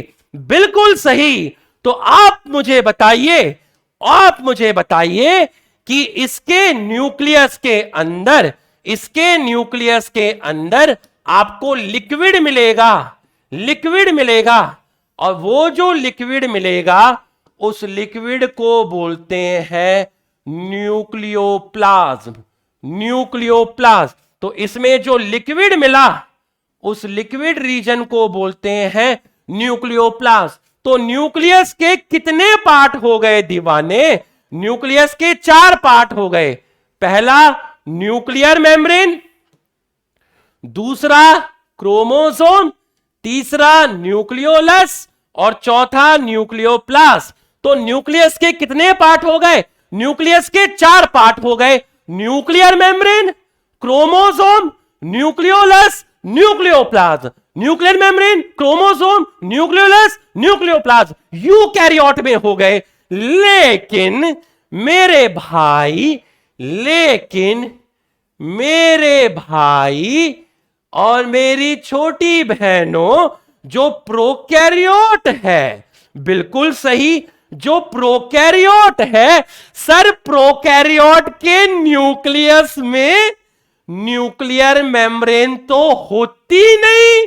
बिल्कुल सही, nuclear membrane and nucleolus absent. तो मुझे बताओ वेल डिफाइंड न्यूक्लियस कहां एब्सेंट होगा, प्रोकैरियोट या यूकैरियोट? लिख के बताओ, वेल डिफाइंड न्यूक्लियस कहां एब्सेंट होगा, प्रोकैरियोट या यूकैरियोट? लिख के बताओ, लिख के बताओ, लिख के बताओ, लिख के बताओ। वेल डिफाइंड न्यूक्लियस एब्सेंट, और मैं कह सकता हूं nucleus not covered by nuclear membrane. और यहां पर यूकैरियोट में आपका well defined nucleus present, well defined nucleus present. बिल्कुल सही, बिल्कुल सही लिख रहे हो चैट बॉक्स में, बिल्कुल सही लिख रहे हो। अब मुझे यह बताओ किसका डीएनए नेकेड होगा? यहां पर आपका डीएनए मिलेगा, बट वो डीएनए वो भी डबल स्टैंडर्ड होगा, बट वो लीनियर नहीं होगा। वो डीएनए आपका कैसा होगा? वो डीएनए आपका लीनियर नहीं होगा। बताओ जरा वो डीएनए कैसा होगा? बताओ जरा वो डीएनए कैसा होगा? इसका डीएनए होगा सर्कुलर, और यहां पर हिस्टोन प्रोटीन नहीं मिलते, यहां पर हिस्टोन प्रोटीन एब्सेंट है, बट यहां पर नॉन हिस्टोन प्रोटीन प्रेजेंट है। घबराना नहीं, अभी पहली कोटिंग है, घबराना नहीं, पहली कोटिंग है। और कैसे है? बेसिक। फिर से सुनिएगा, प्रोकैरियोट के न्यूक्लियस में न्यूक्लियर मेम्ब्रेन और न्यूक्लियस नहीं मिलता, इसलिए लोग ये कहते हैं कि प्रोकैरियोट में न्यूक्लियस एब्सेंट होता है। या फिर ये भी कह सकते हैं nucleus not covered by nuclear membrane, या फिर ये भी कह सकते हैं ट्रू न्यूक्लियस एब्सेंट। प्रोकैरियोट के अंदर न्यूक्लियस है ही नहीं, न्यूक्लियर मेम्ब्रेन है ही नहीं, न्यूक्लियस है ही नहीं, डीएनए डबल स्टैंडर्ड है, सर्कुलर है, और हिस्टोन प्रोटीन एब्सेंट है। हिस्टोन प्रोटीन की जगह नॉन हिस्टोन प्रोटीन है। इसके नॉन हिस्टोन प्रोटीन का नेचर बेसिक है, और इसके नॉन हिस्टोन प्रोटीन का नेचर एसिडिक है। इसके नॉन हिस्टोन प्रोटीन का नेचर एसिडिक है, इसमें नॉन हिस्टोन प्रोटीन का नेचर बेसिक है। तो मुझे बताओ प्रोकैरियोट के अंदर डीएनए की पैकेजिंग कौन से प्रोटीन करेंगे? लिख के बताओ, प्रोकैरियोट के अंदर डीएनए की पैकेजिंग कौन से प्रोटीन करेंगे? लिख के बताओ। प्रोकैरियोट में पैकेजिंग कौन से प्रोटीन करेंगे? हिस्टोन तो है ही नहीं, हिस्टोन प्रोटीन तो है ही नहीं। कौन से प्रोटीन करेंगे? कौन से प्रोटीन करेंगे? प्रोकैरियोट में कौन से प्रोटीन डीएनए की पैकेजिंग करेंगे? बिल्कुल सही, बिल्कुल सही। तो ये करेंगे डीएनए की पैकेजिंग। बिल्कुल सही, ये डीएनए की पैकेजिंग करेंगे। तो अब आप मुझे बताइए यहां पर हिस्टोन प्रोटीन नहीं है, तो यहां पर आप ट्रू क्रोमोसोम वर्ड यूज करोगे या फॉल्स क्रोमोसोम वर्ड यूज करोगे? ट्रू या false chromosome? False chromosome use करेंगे क्योंकि हिस्टोन प्रोटीन एब्सेंट है। तो फॉल्स क्रोमोसोम बोलो या फिर इसको बोलो न्यूक्लियर डीएनए या फिर इसको बोलो जीनोमिक डीएनए। इसको बोल रहे हैं, इसको। तो बैक्टीरिया के अंदर कितने फॉल्स क्रोमोसोम हैं? एक। बैक्टीरिया के अंदर कितना न्यूक्लियर डीएनए है? एक। कितना जीनोमिक डीएनए है? एक। फिर से समझिएगा, घबराना नहीं। देख, जो घबरा गया वो रेस से बाहर हो गया। घबराना नहीं, टीचर पे विश्वास रखना भाई। पहली बारी में कोई चीज समझ नहीं आई फिर जोर लगाऊंगा, लेकिन समझा के जाऊंगा। हिम्मत रखना भाई, बस हिम्मत रखना। टीचर की रिस्पेक्ट करना भाई, गलत नहीं बोलना। यहां देखिएगा, प्रोकैरियोट में न्यूक्लियस में न्यूक्लियर मेम्ब्रेन और न्यूक्लियस तो है ही नहीं। यहां 4 कंपोनेंट है न्यूक्लियस के। पहला कंपोनेंट कौन सा? पहला कंपोनेंट न्यूक्लियर मेम्ब्रेन। दूसरा कंपोनेंट कौन सा? क्रोमोसोम। तीसरा कौन सा? न्यूक्लियोलस। चौथा कौन सा? न्यूक्लियोप्लास्ट। यहां पर न्यूक्लियर मेम्ब्रेन है ही नहीं, न्यूक्लियोलस है ही नहीं, वेल डिफाइंड न्यूक्लियस यहां है ही नहीं। न्यूक्लियस न्यूक्लियर मेम्ब्रेन से कवर ही नहीं है। या मैं कहूं कि ट्रू न्यूक्लियस एब्सेंट है। डीएनए डबल स्टैंडर्ड है, बिल्कुल सही है। सर्कुलर है, इसका डीएनए लीनियर है। यहां हिस्टोन प्रोटीन नहीं है, यहां हिस्टोन प्रोटीन है। यहां नॉन हिस्टोन प्रोटीन का नेचर बेसिक है, यहां नॉन हिस्टोन प्रोटीन का नेचर एसिडिक है। तो इसी डीएनए को बोलते हैं फॉल्स क्रोमोसोम, इसी को बोलते हैं न्यूक्लियर डीएनए, इसी को बोलते हैं जीनोमिक डीएनए। तो अगर तुम्हारे पास एक क्वेश्चन आया और तुमसे बोला कि nucleus and chromosome absent in prokaryote, बताओ जरा क्या लगाओगे? ट्रू या फॉल्स? ट्रू या फॉल्स क्या लगाओगे?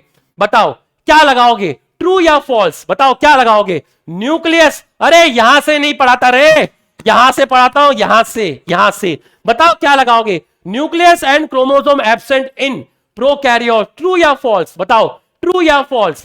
ट्रू या फॉल्स? ट्रू या फॉल्स? ट्रू या फॉल्स बताओ क्या लगाओगे? क्या लगाओगे? ट्रू या फॉल्स? ट्रू या फॉल्स?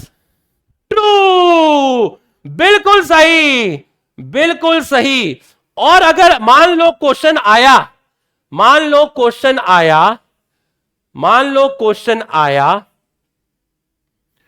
आया false nucleus and false chromosome और एब्सेंट की जगह आया प्रेजेंट, एब्सेंट की जगह आया प्रेजेंट, बताओ जरा क्या लगाओगे? ट्रू या फॉल्स? क्या लगाओगे? ट्रू या false? False nucleus and false chromosome present in prokaryote, बताओ क्या लगाओगे? ट्रू या फॉल्स बताओ क्या लगाओगे? यहां भी ट्रू लगेगा, यहां भी क्या लगेगा? ट्रू लगेगा। यहां भी ट्रू लगेगा, यहां भी आपका ट्रू लगेगा। बिल्कुल आ गया होगा समझ में। अब मुझे बताओ किसका डीएनए न्यूक्लियर मेम्ब्रेन से कवर नहीं है? लिख के बताओ। प्रोकैरियोट और यूकैरियोट में किसका डीएनए? नेक्स्ट क्लास में पोल कराऊंगा, जो क्वेश्चन आज होमवर्क में दूंगा उनका पोल नेक्स्ट क्लास में कराया जाएगा, डिस्कशन किया जाएगा बेहतरीन तरीके से। इतना मुझे बता दो। अरे दीवाने मुझे इतना मुझे बता दे, क्या पूछा था क्वेश्चन, क्या पूछा था मैंने क्वेश्चन? अरे मैं अभी तुमसे क्या क्वेश्चन पूछा था, मेरे को बताओ, मैं तुमसे अभी क्या क्वेश्चन पूछा था?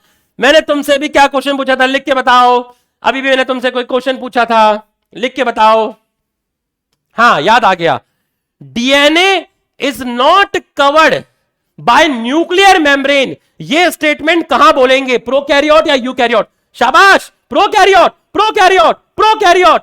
बिल्कुल सही, बिल्कुल सही, बिल्कुल सही। तो मैं कह सकता हूं in prokaryote, in prokaryote, in prokaryote DNA is naked and not covered by nuclear membrane।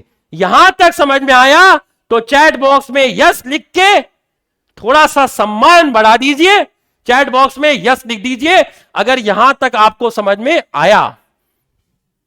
यहां तक अगर आपको समझ में आया तो चैट बॉक्स में यस लिख दीजिए, यस लिख दीजिए।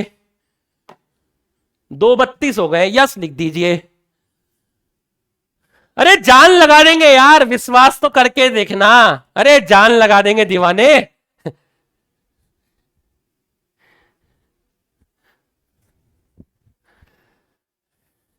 ठीक है, यहां तक समझ में आ गया। अभी तो रिवीजन भी दूंगा दीवाने, पहली कोटिंग है, अभी तो एनसीईआरटी लगाऊंगा, देखते जाना। 3 बजे एनसीईआरटी लगाई जाएगी, 3 से 3:15 एनसीईआरटी लगाई जाएगी। जैसे ही 3 बज जाएंगे एकदम से कह देना मास्टर जी 3 बज गए, एनसीईआरटी लगा दो, दूध का दूध और पानी का पानी कर दो। जैसे ही 3 बजेंगे बता देना भाई 15 मिनट एक्सटेंड किए क्लास, दिल पे ना लियो, तुम्हारा सिलेक्शन कराऊंगा। अब नेक्स्ट पॉइंट देखिएगा, नेक्स्ट पॉइंट, नेक्स्ट पॉइंट जो जाएगा, नेक्स्ट पॉइंट जो जाएगा, मैंने यहां पर अगर मैं यहां एक लाइन खींचूं, ये मैंने यहां पर एक लाइन खींची और यहां पर मैंने फिर से क्या लिख दिया, यहां मैंने लिख दिया वापस से प्रोकैरियोट, और प्रोकैरियोट के बाद यहां मैंने लिख दिया यूकैरियोट। तो एक हो गया प्रोकैरियोट और एक हो गया यूकैरियोट। अब मुझे बताओ जो यूकैरियोट होता है उसके अंदर membrane bound, membrane bound cell organelle, ऐसे सेल ऑर्गेनेल जिनकी मेम्ब्रेन होती है वो मिलते हैं। सर एग्जाम्पल बताएंगे? एग्जाम्पल मैंने बोला एंडोप्लाज्मिक रेटिकुलम, दूसरा मैंने बोला गोल्गी बॉडी, तीसरा मैंने बोला लाइसोसोम, चौथा मैंने बोला वैक्यूल, पांचवा मैंने बोला माइटोकॉन्ड्रिया, और मैंने बोला माइक्रो बॉडीज। अब माइक्रो बॉडीज अभी मत पूछना, आगे जाके पढ़ाऊंगा पैरोक्सीजोम, ये सब पढ़ेंगे बेटा, ये सब एक एक करके डिटेल में पढ़ेंगे। अभी तो चैप्टर की पहली क्लास है, इन सब के बारे में एक एक करके बताया जाएगा। तो ये सब यूकैरियोट में प्रेजेंट है और मेम्ब्रेन बाउंड सेल ऑर्गेनेल जो प्रोकैरियोट होता है, जो मेम्ब्रेन बाउंड सेल, ये क्या हो रहा है भाई, ये क्या हो रहा है, ये कॉपी क्यों नहीं हो रहा है? हे तो कॉपी क्यों नहीं हो रहा है? नहीं हो रहा है तो फिर से लिख देते हैं मेम्ब्रेन बाउंड सेल ऑर्गेनेल। भाई एनर्जी कम नहीं होगी, देख लेना पूरी की पूरी क्लास में, पूरे के पूरे साल देख लेना, ये एनर्जी से पढ़ाऊंगा, वादा है मास्टर दीनानाथ चौहान का। कब आ रहा है कांचा? क्या मांगता है रे दुनिया? दुनिया रॉकी भाई को मांगता था, तुमको मांगता है सिलेक्शन, याद रखना। Membrane bound cell organelle prokaryote में एब्सेंट होते हैं। ईआर की कितनी मेम्ब्रेन? एक मेम्ब्रेन। गोल्गी बॉडी की कितनी मेम्ब्रेन? एक मेम्ब्रेन। लाइसोसोम की कितनी मेम्ब्रेन? एक मेम्ब्रेन। वैक्यूल की एक मेम्ब्रेन। माइटोकॉन्ड्रिया की दो मेम्ब्रेन। पेरोक्सीसोम की एक मेम्ब्रेन। सबकी मेम्ब्रेन लिख दी। दूसरा पॉइंट समझिएगा, दूसरा पॉइंट समझिएगा, दूसरा पॉइंट समझिएगा।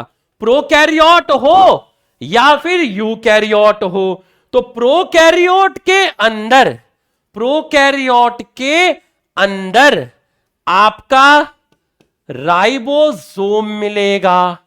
और ये राइबोसोम कैसा है? ये राइबोसोम आपका मेम्ब्रेन लेस ऑर्गेनेल है। तो राइबोसोम आपका मेम्ब्रेन लेस ऑर्गेनेल है।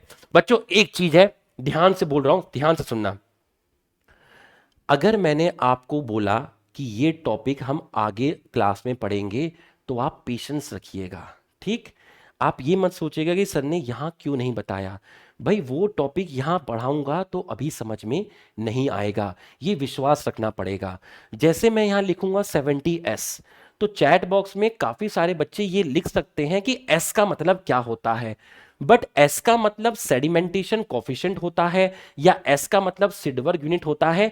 ये चीज यहां नहीं पढ़ाई जाएगी, ये चीज तब बताई जाएगी जब आप इस चैप्टर में आगे जाके प्रॉपर राइबोसोम सेल ऑर्गेनेल पढ़ोगे, तब डिटेल में बताऊंगा कि 70S की छोटी यूनिट 30S होती है, बड़ी 50S होती है, एस का मतलब क्या होता है।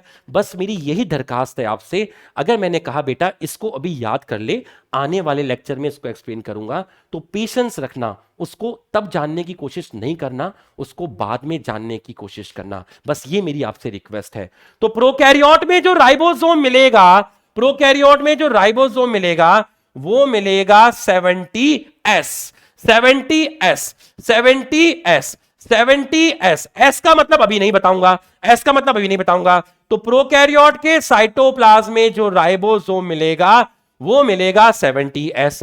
यूकैरियोट के राइबोसोम में, यूकैरियोट के राइबोसोम में, सॉरी, यूकैरियोट के साइटोप्लाज्म में, यूकैरियोट के साइटोप्लाज्म में जो राइबोसोम मिलेगा वो मिलेगा 80S। कौन सा मिलेगा?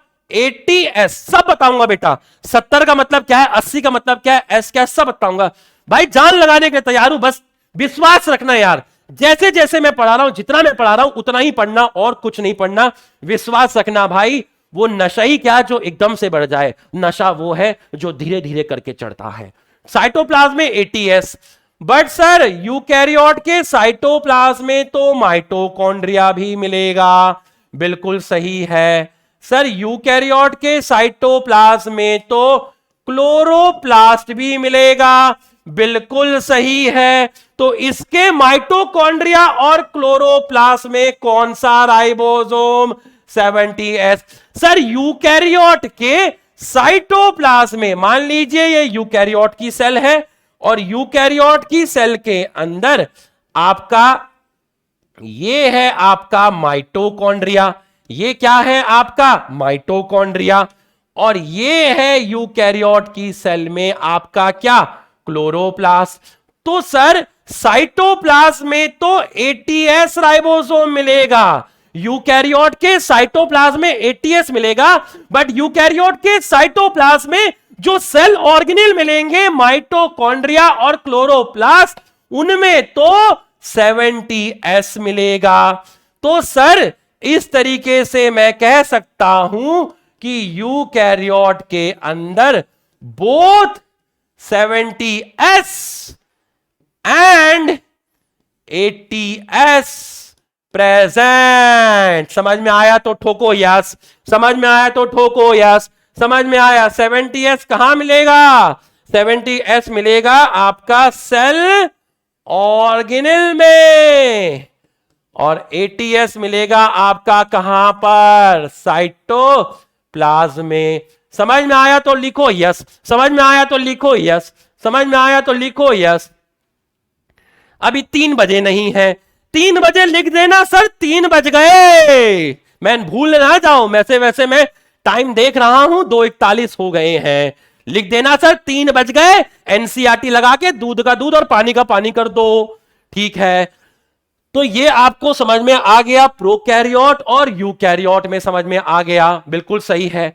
अब मैं यहां से आगे गया, तो जब मैं यहां से आगे गया, जब मैं यहां से आपका आगे गया, तो मैंने फिर से एक लाइन खींची, ये मैंने लाइन खींची और यहां फिर से लिख दिया मैंने प्रोकैरियोट और यहां मैंने लिख दिया यूकैरियोट।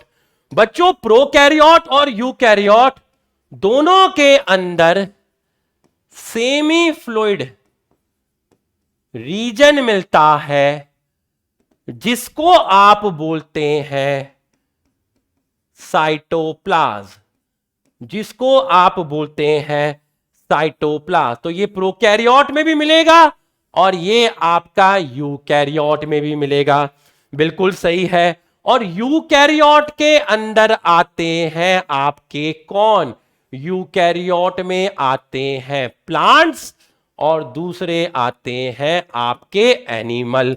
तो यूकैरियोट में जो प्लांट और एनिमल आते हैं, इन प्लांट और एनिमल दोनों के अंदर आपका क्या प्रेजेंट है, दोनों के अंदर आपका प्रेजेंट है साइटोप्लाज्म। तो साइटोप्लाज्म साइट है सेलुलर एक्टिविटी का।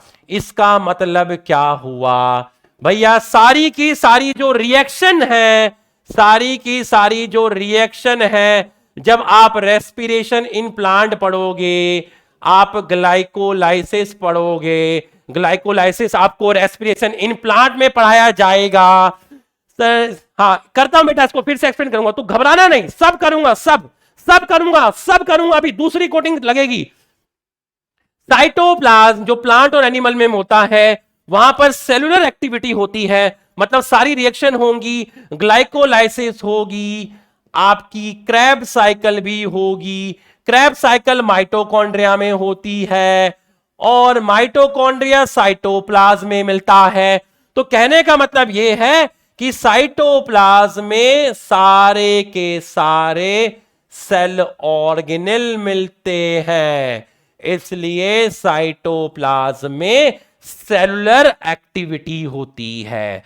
साइटोप्लाज्म में सेलुलर एक्टिविटी होती है भाई, सारे के सारे सेल ऑर्गेनेल साइटोप्लाज्म के अंदर है और इन ऑर्गेनेल के अंदर कोई ना कोई रिएक्शन होती है, इसलिए साइटोप्लाज्म सेलुलर एक्टिविटी का साइट होता है यूकैरियोट के अंदर। और यूकैरियोट में कौन, प्लांट और एनिमल। यहां तक समझ में आया तो यस लिख दीजिए।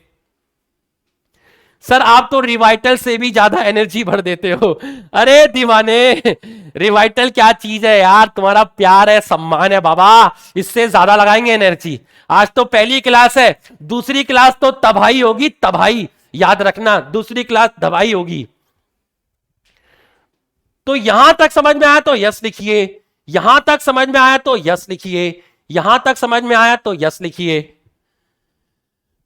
ठीक है, आ जाओ एक बार रिवीजन ले लो, एक बार दूसरी कोटिंग आराम से करेंगे, कोई भगाना नहीं है। वो भगाना ही क्या जो तुम्हें समझना है, रे लाना तय ऐसे पढ़ाने पे तो यार। दूसरी कोटिंग ले ले, दूसरी कोटिंग ले ले, दूसरी कोटिंग ले ले। प्रोकैरियोट में ऐसे सेल ऑर्गेनेल नहीं होते जिनकी मेम्ब्रेन होती है। तो सर राइबोसोम क्यों मिला प्रोकैरियोट में? अरे राइबोसोम की मेम्ब्रेन नहीं होती और राइबोसोम सेल के साइटोप्लाज्म में मिला, जिसका नाम है 70S। बिल्कुल सही है। यूकैरियोट में मेम्ब्रेन बाउंड सेल ऑर्गेनेल मिलते हैं, जिन भी सेल की मेम्ब्रेन है वो सब आपके इसके अंदर मिलेंगे। जैसे एंडोप्लाज्मिक रेटिकुलम में एक मेम्ब्रेन, गोल्गी बॉडी में एक मेम्ब्रेन, लाइसोसोम में एक मेम्ब्रेन, वैक्यूल में एक मेम्ब्रेन, माइटोकॉन्ड्रिया में 2 मेम्ब्रेन, माइक्रोबॉडी में 1 मेम्ब्रेन, पेरोक्सिसोम। एक बात और बताना चाहता हूं, पूरे साल प्यार से पढ़ेंगे, अच्छे से पढ़ेंगे, कभी मेरे अंदर कोई एरोगेंसी, कोई एटीट्यूड, कोई ईगो, कोई घमंड नजर नहीं आएगा। तुम लोगों से हम हैं भाई, प्यार से पढ़ाएंगे, मेहनत करके पढ़ाएंगे, जान लगा के पढ़ाएंगे। बस टीचर सम्मान का भूखा रहता है, बस सम्मान देते रहना भाई, गलत शब्दों का प्रयोग नहीं करना। दुखता है, इधर से पढ़ाता हूं बाबा, इधर से नहीं पढ़ाता। जान लगा देंगे, कोई चीज समझ नहीं आई भाई दोबारा समझा देंगे, लेक्चर रिपीट करवा देंगे, यहां तक कर देंगे बेटा, तुम्हारे लिए जान लगा देंगे बेटा। बस डटे रहना यार, ज्यादा नहीं पढ़ना। तू अभी 5 से 6 घंटे ही पढ़, 5 से 6 घंटे ही पढ़ भाई, 5 से 6 घंटे ही पढ़, ठीक। अब साइटोप्लाज्म में, यूकैरियोट के साइटोप्लाज्म में एटीएस राइबोसोम है। सर यूकैरियोट के साइटोप्लाज्म में तो माइटोकॉन्ड्रिया भी मिलेगा, बिल्कुल मिलेगा। सर उसमें क्लोरोप्लास्ट मिलेगा, बिल्कुल मिलेगा। तो सर माइटोकॉन्ड्रिया में 70s है, बिल्कुल है। क्लोरोप्लास्ट में 70s है, बिल्कुल है। तो सर इस हिसाब से यूकैरियोट के साइटोप्लाज्म में तो 80s है, बट यूकैरियोट के साइटोप्लाज्म में जो सेल ऑर्गेनेल मिलते हैं उनमें 70s है, बिल्कुल सही है। तो इस तरीके से हम कह सकते हैं कि यूकैरियोट में मुझे 70 भी मिला और मुझे 80 भी मिला, बिल्कुल सही है। हैंड रिटन नोट्स भी दूंगा बना के, इसके पूरे हैंड रिटन नोट दूंगा, सब कुछ करूंगा भाई, सब कुछ करूंगा, जो कहोगे सब करूंगा, बस सम्मान और कुछ नहीं भाई। तो ये आपको समझ में आ गया। फिर प्रोकैरियोट हो या यूकैरियोट हो, दोनों के सेल में semi fluid region, liquid region मिलता है, जिसको बोलते हैं साइटोप्लाज्म, बिल्कुल सही है। प्लांट और एनिमल यूकैरियोट में आते हैं, इनके साइटोप्लाज्म में सेलुलर एक्टिविटी होती है। सेलुलर एक्टिविटी इसलिए बोल रहे हैं क्योंकि भैया साइटोप्लाज्म में सेल ऑर्गेनेल मिलते हैं और सारी रिएक्शन सेल ऑर्गेनेल के अंदर होती है। तो भैया चाहे ग्लाइकोलाइसिस हो या क्रेब्स साइकिल हो, अब ग्लाइकोलाइसिस क्रेब्स साइकिल क्या होती है अभी नहीं जानना, अभी नहीं जानना। रेस्पिरेशन इन प्लांट में पढ़ाएंगे, अभी नहीं जानना। ग्लाइकोलाइसिस क्या है, क्रेब्स साइकिल क्या है, अभी नहीं जानना, बिल्कुल भी नहीं जानना। तो यहां तक आपको समझ में आ गया होगा, यहां तक आपको समझ में आ गया होगा। यहां तक समझ में आ गया तो यस लिखिए।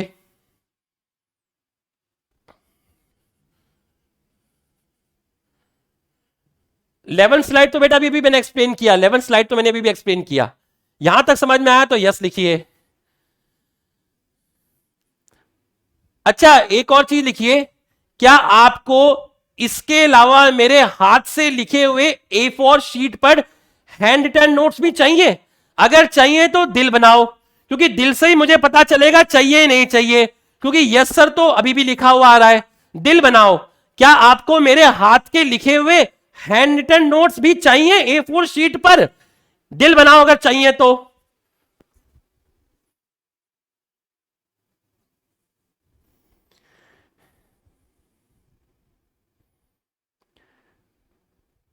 अरे अरे इतना प्यार दे दिया रे दीवाने, इतने दिल बना दिए, अब तो साला लिखना ही पड़ेगा, अब तो देना ही पड़ेगा।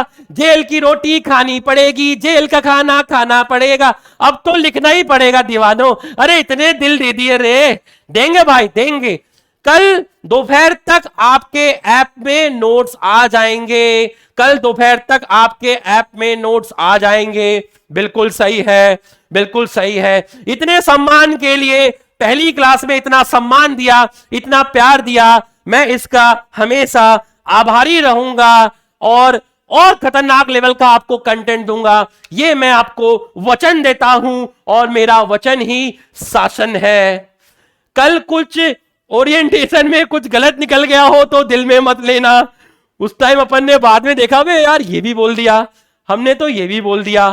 कुछ अपने में थोड़े एनिमेशन कम है, लेकिन जहां जरूरत पड़ेगी अपन दिखाएंगे बेटा, है ना। ठीक है, नोट्स मिलेंगे बेटा, नोट्स मिलेंगे, बिल्कुल सही है। अब एक चीज और समझिएगा, जो एनिमल सेल होती है, कौन सी सेल होती है? एनिमल सेल होती है। इस एनिमल सेल के अंदर, एनिमल सेल के अंदर एक मेम्ब्रेनलेस स्ट्रक्चर मिलता है।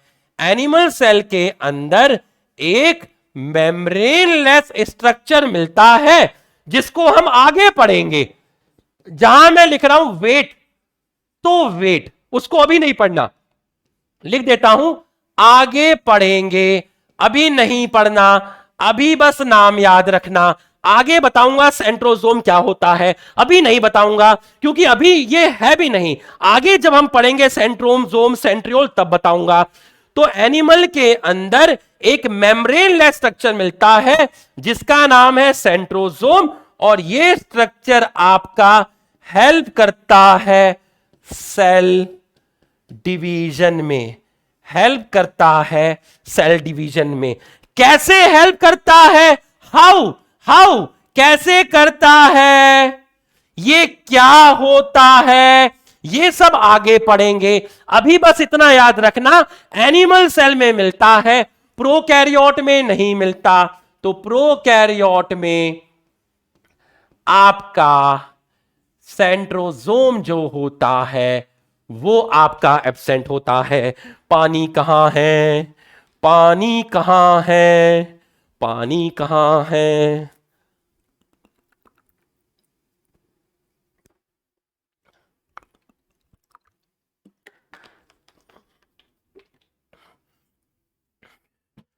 आ जाओ सारे, आ जाओ सारे, एनसीईआरटी रीडिंग करेंगे। आ जाओ भाई सारे, आ जाओ, चुन्नू मुन्नू आ जाओ, सारे आ जाओ। दिख रही है? करें स्टार्ट, करें जरा। दूध का दूध पानी का पानी, दूध का दूध पानी का पानी। When you look around, you see both living and non-living thing.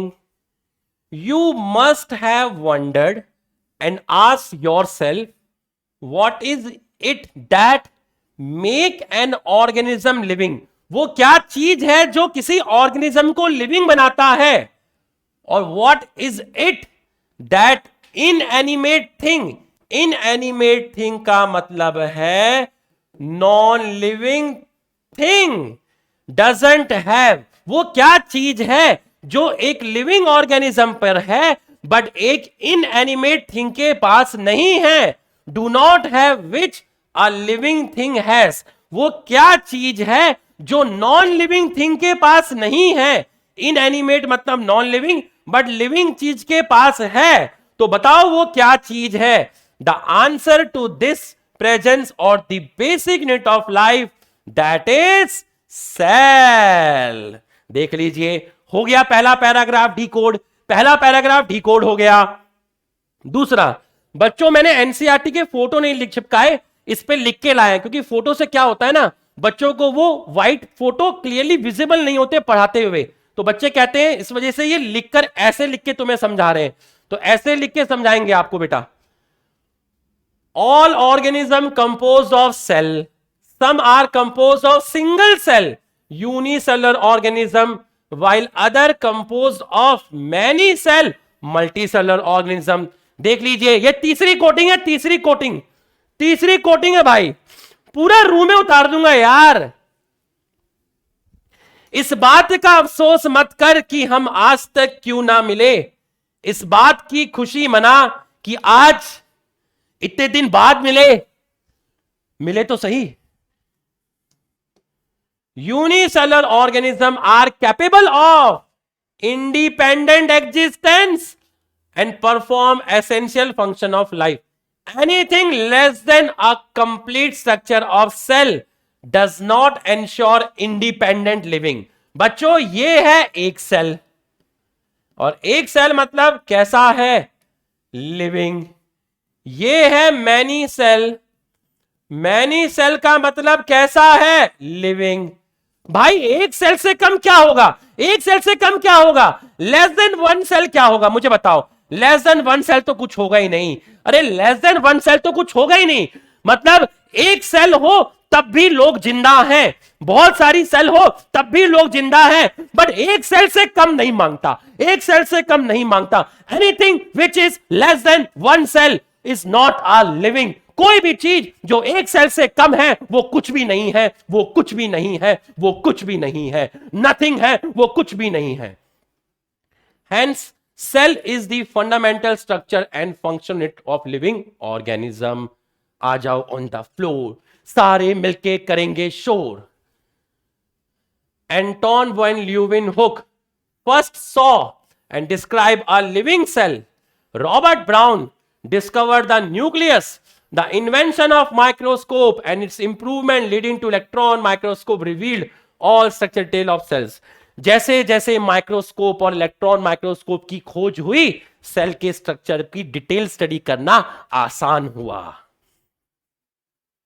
1838 Scaladen, German botanist, examined a large number of plants and observed that all plants are composed of different kind of cell which form tissue of the plant. देख लीजिए, सारे के सारे plant अलग अलग sales के बने हैं और वो सेल्स मिलकर टिश्यू बनाती है। Schleiden, German botanist. At about the same time कौन सा साइंटिस्ट? श्वान। 1839 British zoologist. क्या स्टडी किया? Animal cell. क्या बताया? इसके चारों तरफ एक पतली सी लेयर होती है जिसको बोलते हैं प्लाज्मा मेम्ब्रेन। तीसरी कोटिंग है, तीसरी कोटिंग। कभी भी किसी को पहली बारी में जज मत करना। मैंने तुमसे कहा था जब लेक्चर खत्म होगा फैन हो चुके होंगे, तुम्हारे रूह में उतर चुका होगा। और यह भी कहा था कि मैं हमेशा जंग अवॉइड करता हूं, लेकिन अगर जंग हुई तो जीतूंगा मैं ही। याद रखना, छोटे खेल हमने भी नहीं खेले। तो अगर मैं आपको बोला कि He also concluded, और क्या बताया?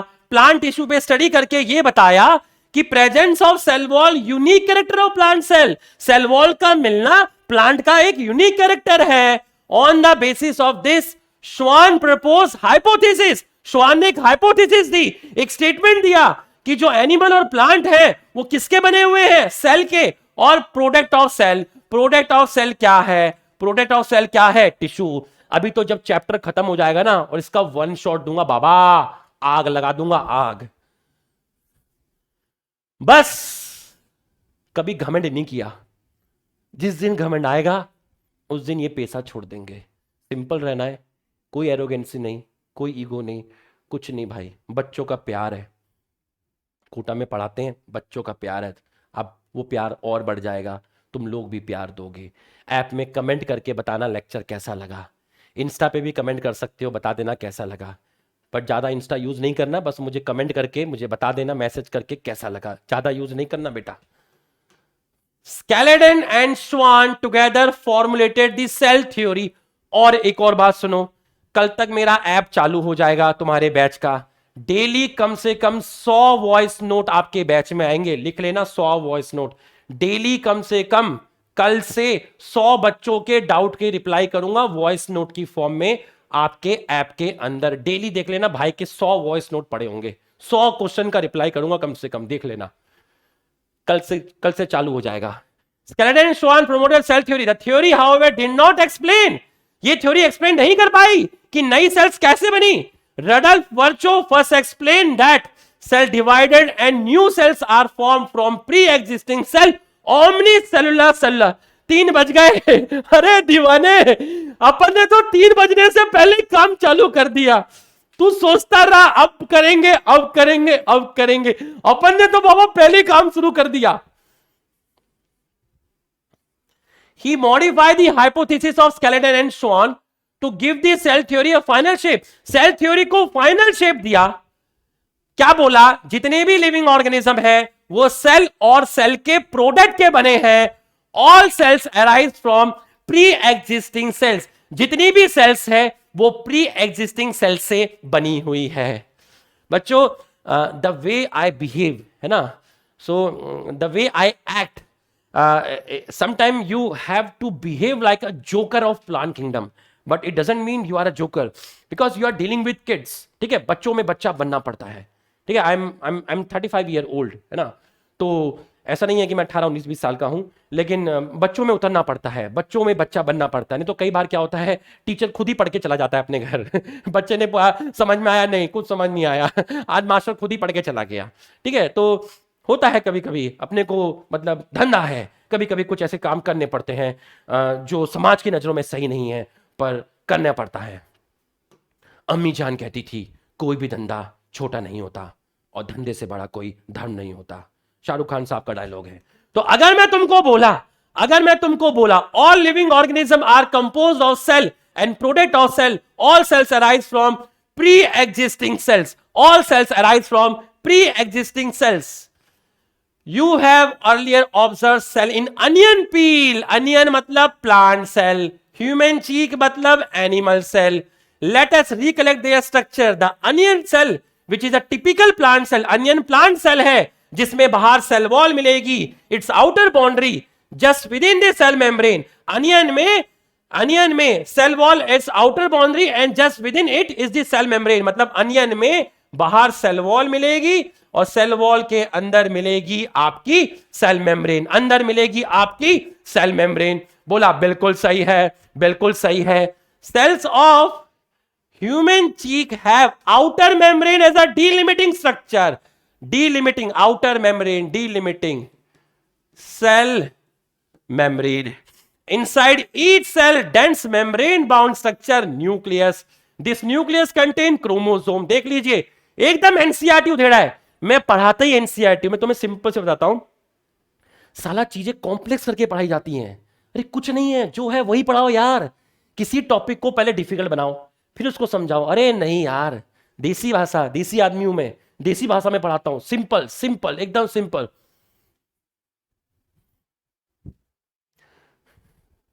Cell that have membrane bound nucleus are called eukaryote. Love you sir, love you बेटा, love you love you love you. Where cell that lack a membrane bound nucleus, prokaryote. In both prokaryote and eukaryote semifluid matrix called cytoplasm. जितना मैंने पढ़ा दिया घर में उतना ही पढ़ना और फालतू नहीं करना। अगर डीपीपी में कुछ क्वेश्चन ऐसे आए जो दूसरे टॉपिक के हैं उनको अभी मत करना, क्योंकि अभी टॉपिक पूरा कंप्लीट नहीं हुआ है। भाई पहले पढ़ाएगा तब मेरे छोटे भाई बहन पढ़ेंगे।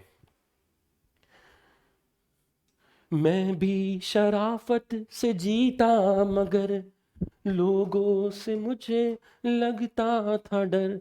Cytoplasm is the main area of cellular activity in both plant and animal.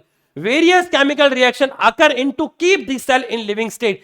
जितनी भी केमिकल रिएक्शन है वो साइटोप्लाज्म में हो रही है, जिसकी वजह से सेल लिविंग है, सेल अभी जिंदा है। सेल लिविंग स्टेट में है क्योंकि उसके अंदर साइटोप्लाज्म में रिएक्शन हो रही है, क्योंकि सेल अभी जिंदा है।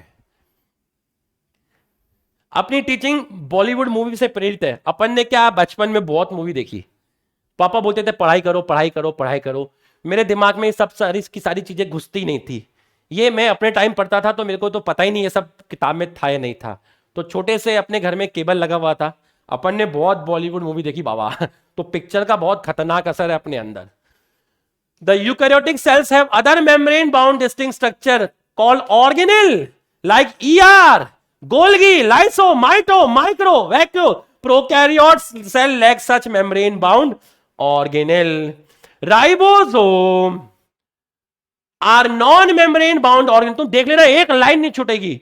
Found in all cell both eukaryote as well as prokaryote. Within the cell ribosome are found not only cytoplasm but also within two organelle, chloroplast और माइटोकॉन्ड्रिया और रफ एंडोप्लाज्मिक रेटिकुलम। बच्चों एंडोप्लाज्मिक रेटिकुलम पर जो ribosome मिलते हैं वो ATS होते हैं, ATS होते हैं। तो रफ एंडोप्लाज्मिक रेटिकुलम पर जो आपके राइबोसोम मिलेंगे वो ATS होंगे। Animal cell contain another non membrane bound organelle called centrosome which help in cell division. तो अब यहां से हमारा पढ़ना बाकी है, यहां से हमारा पढ़ना बाकी है, जो हम नेक्स्ट क्लास में पढ़ेंगे। तो अगर आपको आज का लेक्चर समझ में आया तो एक बार दिल बना दीजिए, जाते जाते थोड़ा सम्मान और दे दीजिए। बाकी इंस्टा पे मैसेज करके बता देना कि चैप्टर कैसा लगा। ऐप में मैसेज कर देना कि लेक्चर फाड़ था, तबाही था।